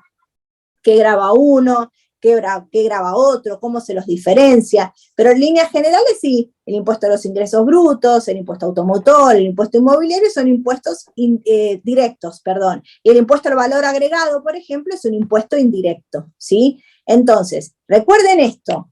La nación tiene cosas que puede hacer por siempre y exclusivamente, por siempre en concurrencia con las provincias, y hay algo que solo lo puede hacer excepcionalmente y transitoriamente, que es lo que corresponde a la competencia exclusiva y permanente de las provincias. Solo se puede meter, pero un poquito en determinadas circunstancias.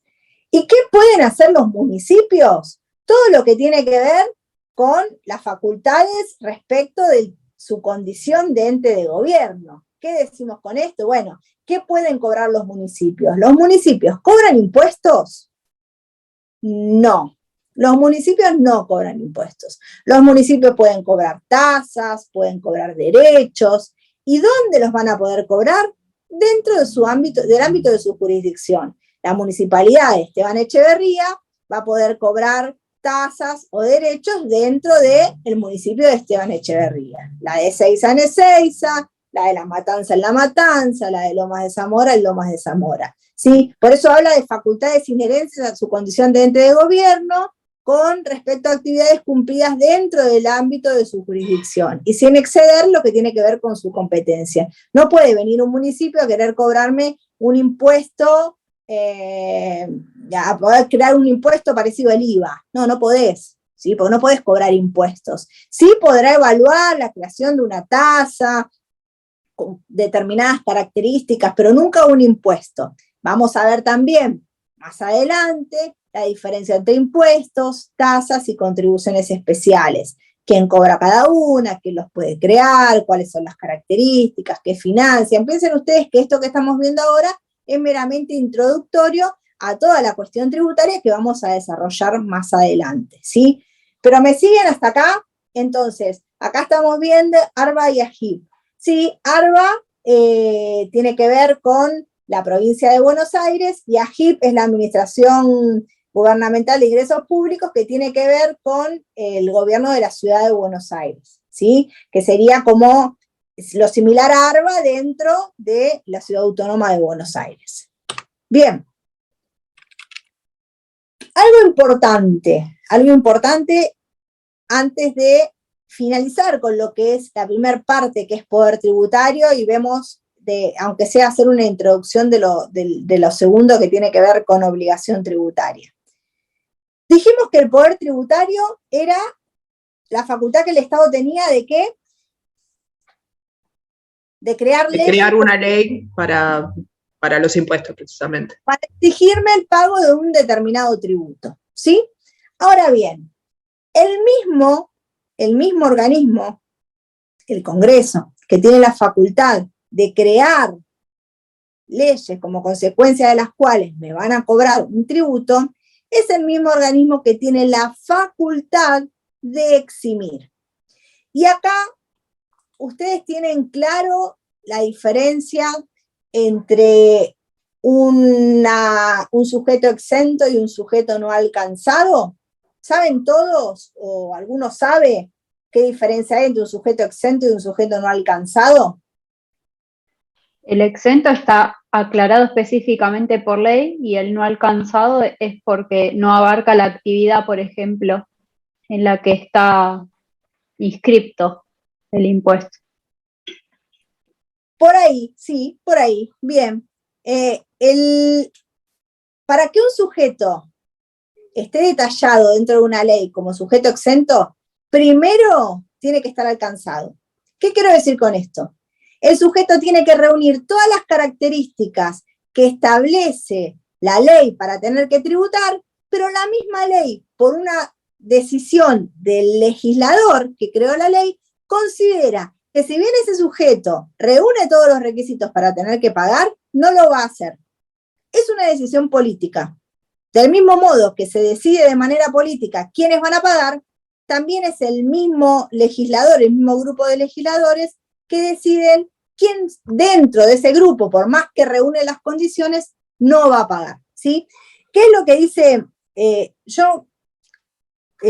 Cuando hace unos años hicimos un concurso docente, justo me tocó preparar este tema, y dentro de uno de los libros que leí, hay una explicación que estaba muy piola, que decía que las exenciones o los beneficios tributarios son circunstancias que neutralizan los efectos normales de la configuración del hecho imponible, dice. De modo que, aunque éste se haya configurado, no nace la obligación tributaria, o nace por un importe menor. Dicho de otras palabras, se puede decir que las exenciones son como una especie de tijera que corta los hilos que unen la actividad grabada con el hecho imponible. ¿Qué quiero decir con esto? A ver, supónganse que, primero voy a explicar qué es el hecho imponible. El hecho imponible es un hecho que si yo lo realizo, se dispara sobre mí la obligación tributaria. Por ejemplo, si el hecho imponible fuera estar hablando a mi celular a esta hora, mirando la pantallita fija, yo estoy incurriendo en el hecho imponible, ¿sí? Estoy haciendo aquello que la ley dice que si yo hago tengo que pagar. Como consecuencia de ello se dispara sobre mí la obligación tributaria. Si yo hago eso que dice la ley, estoy obligado a pagar, ¿sí? Supónganse que el hecho imponible sería ejercer la actividad de contador, ¿sí? Quien está ejerciendo actualmente la actividad de contador está incurriendo en el hecho imponible, está haciendo aquella actividad que para la ley está grabada, como consecuencia de ello se dispara sobre ese contribuyente la obligación tributaria. Hacés lo que dice la ley, reunís los requisitos, tenés que pagar, ¿sí? Ahora bien, ¿qué pasa si en la misma ley dice, ahora bien, si la persona que está dando la clase mirando al celular a las 21:19 mide menos de 1,50 m, no deberá pagar este impuesto? Este aquí que yo estoy en 1,50, por ahí, ponele, digamos que la ley dice que mide menos de 1,53, ahí entro seguro. ¿Yo estoy dando clases en este momento? Sí. ¿Estoy mirando el celular en este momento? Sí. ¿Estoy incurriendo en el hecho imponible? Sí. ¿Se va a disparar sobre mí la obligación tributaria? No, porque en el medio apareció esa condición que me permitió cortar ese hilo que une incurrir en el hecho imponible con tener que pagar. Siempre que incurro en el hecho imponible tengo que pagar, sí, excepto que aparezca la tijera de la exención que me permite, por alguna circunstancia o característica que yo tengo, que hago, lo que fuere, que yo no tenga que tributar. Eso es una exención, ¿sí? ¿Qué es un sujeto no alcanzado? Es un sujeto que ni siquiera está incluido en esa ley, ¿sí? No, ni siquiera está nombrado, ¿no? Ni nos tenemos que meter porque no tiene nada que ver. O sea, supónganse que la ley grava el ejercicio de los contadores y ese señor es veterinario. Entonces, ¿está exento? No, ni siquiera está alcanzado, no está incluido en la ley. Ahora, si yo estoy incluido en la ley, incurro en el hecho imponible, es decir, hago aquella actividad que la ley dice que si yo la hago tengo que pagar, siempre se va a disparar sobre mí la obligación tributaria, excepto que el mismo legislador que creó la ley haya establecido que por determinada circunstancia o característica que yo reúno, no tengo que pagar. Esa es la tijerita que corta lo que siempre une hecho imponible con obligación tributaria. Y ahora voy a ver los mensajes que estaban poniendo ahí, el ejemplo. Ah, sí, tal cual, chicos. La vez cuando yo fui a tener a mi primer hijo, siempre te hacen la ficha, los médicos, te ponen peso, edad, y cuando había que poner altura, me dijo, bueno, vamos a ser generosos, te vamos a poner 1,51, como para que no quede 1,5 m, porque 1,5 m quedaba como, así que me puso 1,51, pero creo que mido 1,50, chicos. Repetir más despacio lo que es la exención. Sí, ¿qué es una exención? Una exención está establecida siempre dentro de una ley, y si quieren anotar, pongan, las exenciones consisten en circunstancias objetivas o subjetivas que neutralizan los efectos normales de la configuración del hecho imponible. De modo que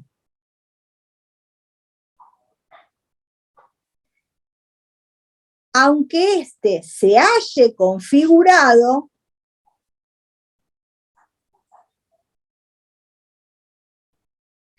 no nace la obligación tributaria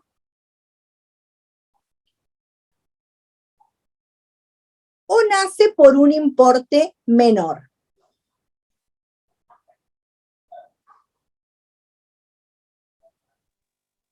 ¿Sí? Las exenciones serían, como decíamos antes, como esa tijerita invisible que corta ese hilo, que une el hecho de haber realizado la actividad grabada con la obligación de pagar. Siempre que realiza la actividad agravada, se va a disparar sobre mí la obligación tributaria, esa obligación de pagar. ¿Excepto qué? Excepto que esté exento. ¿Qué es importante saber?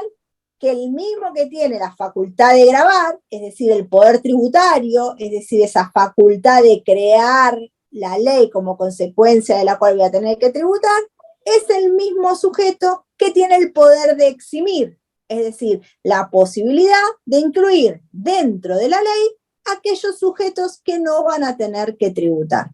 Cuando ustedes agarren cualquier ley impositiva que van a empezar a ver de aquí en adelante, van a ver que todas las leyes tienen una estructura similar.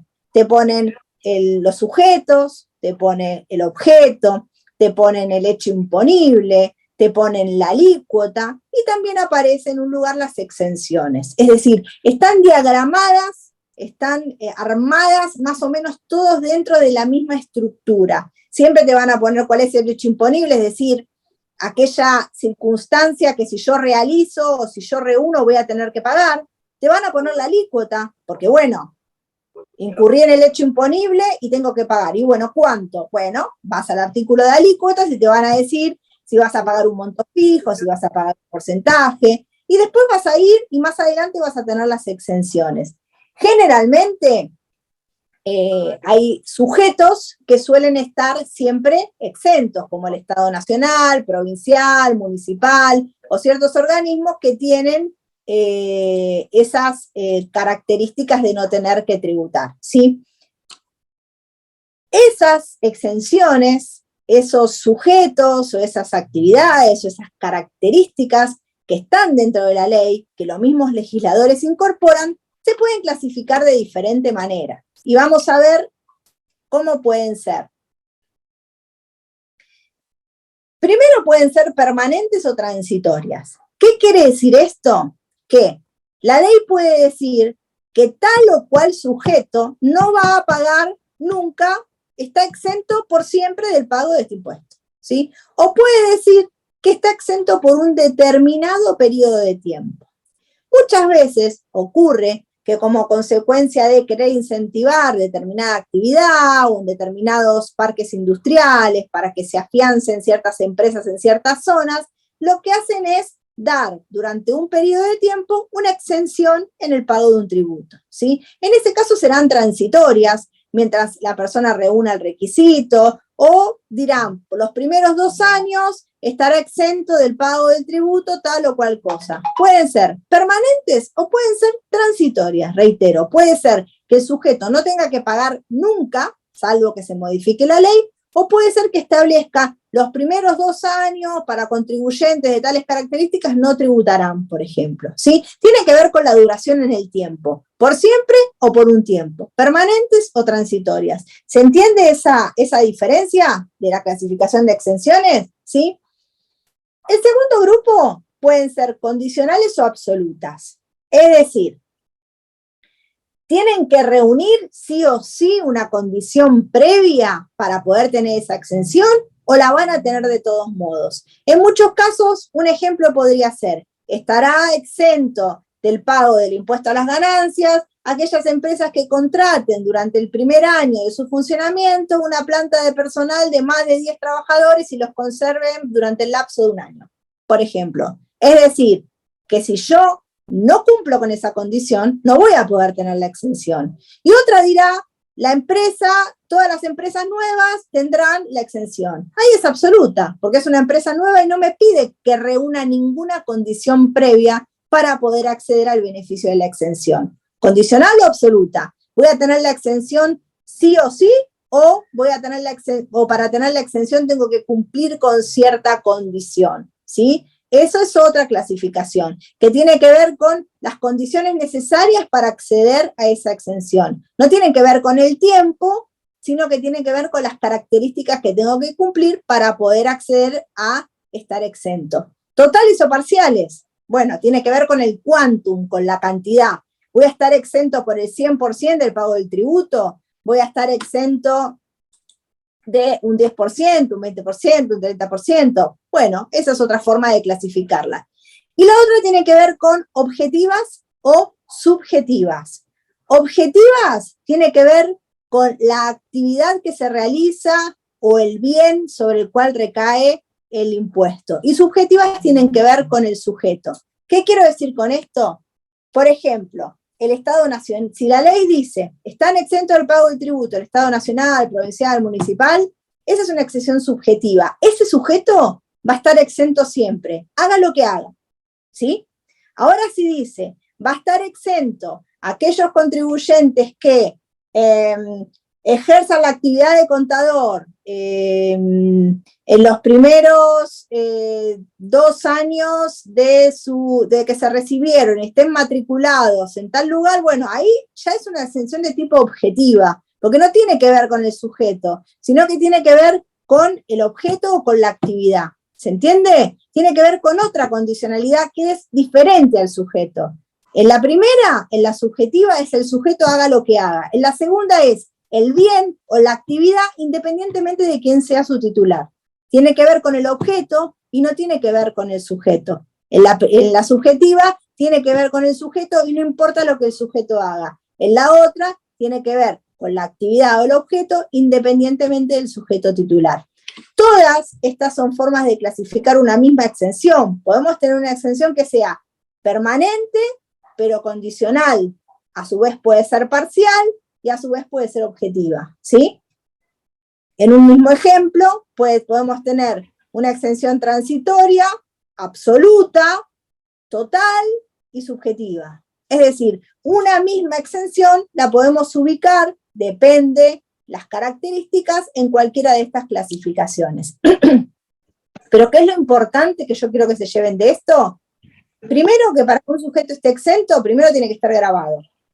¿Sí? Si no está incluido dentro de los sujetos que la ley establece como sujetos que tienen que pagar, no vamos a estar hablando de un sujeto exento, vamos a estar hablando de un sujeto no alcanzado. ¿Sí? Que no va a tener que pagar, pero porque ni siquiera pensaron en él cuando crearon la ley. Ahora bien, para estar exento primero tengo que estar grabado. ¿Quién es el que tiene la facultad de eximir? El mismo que tiene la facultad de grabar, quien crea la ley, el Congreso, ¿sí? Y luego vamos a ver que estas exenciones, que son, como dijimos antes, ciertas circunstancias que hacen que yo, habiendo tenido que pagar, finalmente no termine pagando, pueden tener diferentes características o pueden tener diferentes formas de clasificarse. Algunas de las formas de clasificarse son estas que estamos viendo acá en la pantalla. Y me queda solo una cosa, que no la tengo acá en el Power, pero si quieren anótenla, que tiene que ver con los límites del poder tributario.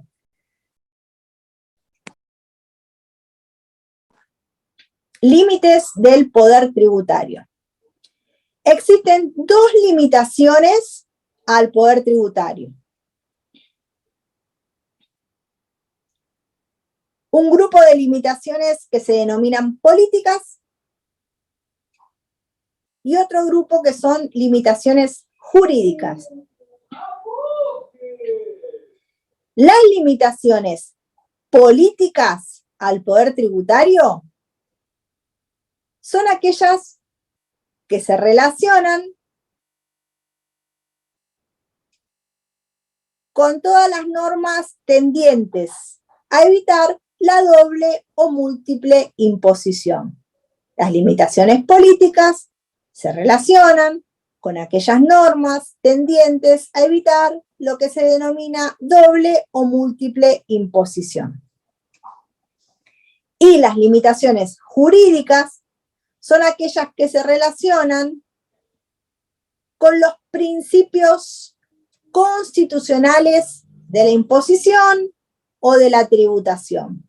Principios constitucionales de la imposición o de la tributación. ¿Qué quiero decir con esto? El poder tributario del Estado puede hacer lo que quiera el Estado con ese poder tributario, puede crear las leyes que quiera, con los porcentajes que quiera y hacer lo que se le antoja. No, tiene 2 límites. Por un lado, limitaciones políticas tendientes a evitar la doble o múltiple imposición. ¿Cuándo hay doble o múltiple imposición? Lo va a explicar en detalle Marcela más adelante cuando vean el tema, pero en líneas generales cuando un mismo sujeto, ¿sí?, es gravado 2 o más veces, por 2 o más sujetos con poder tributario, por un concepto análogo en el mismo periodo de tiempo, ¿sí? Me están queriendo cobrar por un mismo concepto, en el mismo periodo de tiempo, 2 o más sujetos, un tributo parecido, ¿sí? Eso es doble o múltiple imposición. Vamos a ver que existen normas tendientes a evitar esto, ya sea a nivel nacional, como puede ser también a nivel internacional. Y el otro límite que tiene, ya voy, a lo que están poniendo en el chat ya lo leo, y el otro límite que tiene el poder tributario tiene que ver con los denominados principios constitucionales de la imposición. El Estado va a poder crear leyes, pero siempre va a tener encima los límites de la Constitución. Y vamos a ver que van a haber diferentes cosas que surgen de la Constitución que limitan esa posibilidad que el Estado tiene de cobrarme determinados tributos. Por ejemplo, uno tiene que ver con la no confiscatoriedad, es decir, va a explicar ese principio que hay un tope que estableció la Corte respecto de los impuestos directos. ¿Cuánto me pueden cobrar? ¿Cuál es el máximo que me pueden cobrar para que yo no diga que ese impuesto es confiscatorio? Vamos a ver que hay un principio de legalidad, que dice que no hay tributo sin ley, vamos a ver que hay un principio de retroactividad, es decir, vamos a ver que hay un montón de cuestiones que surgen de la Constitución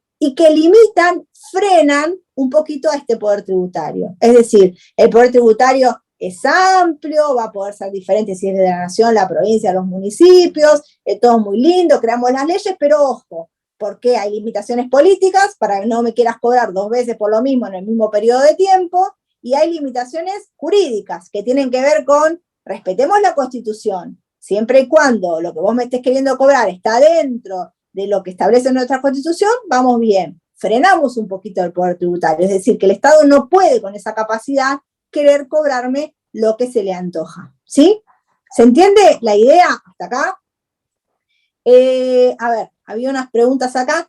Si se corta, nos conectamos 2 minutitos más, no se asusten, solamente para finalizar el tema y si quedó alguna consulta más, porque me quedan 2 minutos y capaz a algún otro le quedó alguna pregunta y no lo quiero dejar con la pregunta ahí.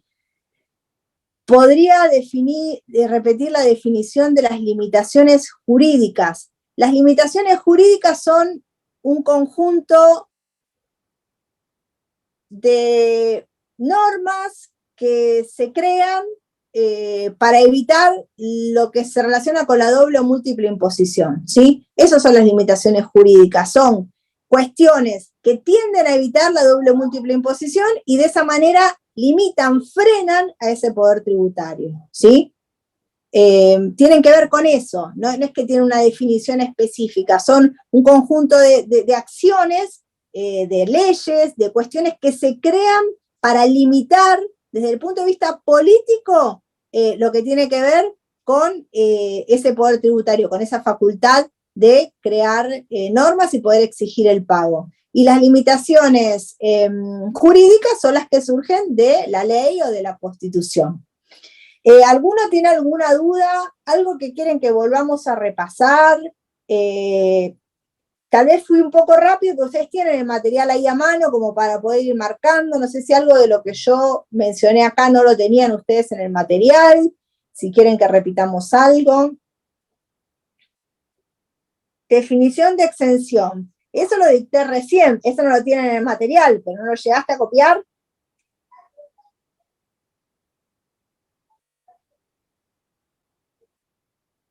Porque especialmente eso no llegaste a copiar todo. Bueno, nos volvemos a conectar 2 minutitos más, el que quiera, el que no voy a dar más temas, el que quiera se conecta, si quieren hablamos 2 o 3 palabritas más de esto, dictamos esa definición y después ya los dejo en libertad, ¿sí?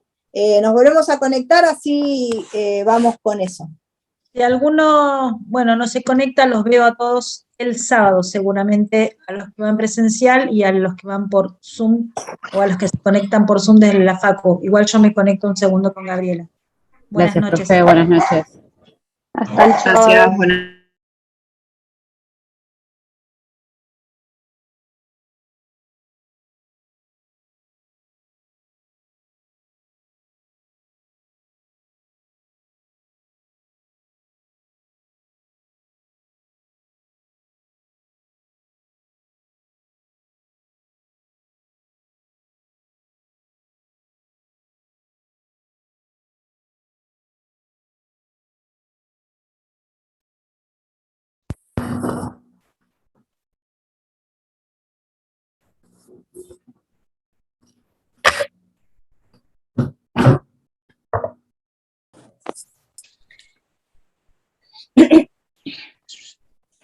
Bueno, ¿estás ahí, Mariano, para copiar la definición de exención?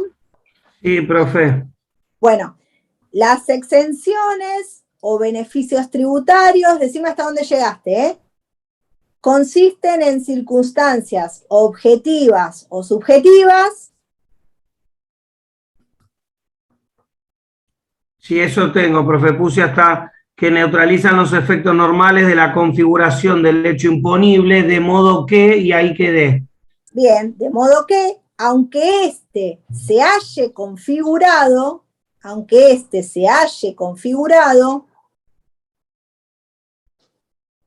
no nace la obligación tributaria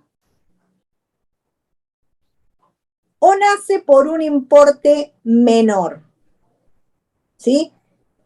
Es una circunstancia que neutraliza los efectos normales del hecho imponible. ¿Cuál es el efecto normal del hecho imponible? Yo incurro en el hecho imponible, hago esa actividad que está establecida en la ley, se dispara sobre mí la obligación tributaria. ¿Qué es lo que hace la exención? Neutraliza este efecto normal de hecho imponible, va de la mano de la obligación tributaria. Lo neutraliza de manera tal que no se genera la obligación tributaria, es decir, lo neutraliza 100%, o bien puede ser que lo haga por un importe menor. Ahí va el tema de lo que habíamos visto de las clasificaciones, de las exenciones, totales o parciales, condicionales o absolutas, tiene que ver con eso, pero en líneas generales esa es una exención, es una circunstancia que se da, que hace que lo normal, que es que si yo incurro en el hecho imponible se dispare sobre mí la obligación tributaria, es decir, esa obligación de pago, no ocurra, o si ocurra por una cifra menor.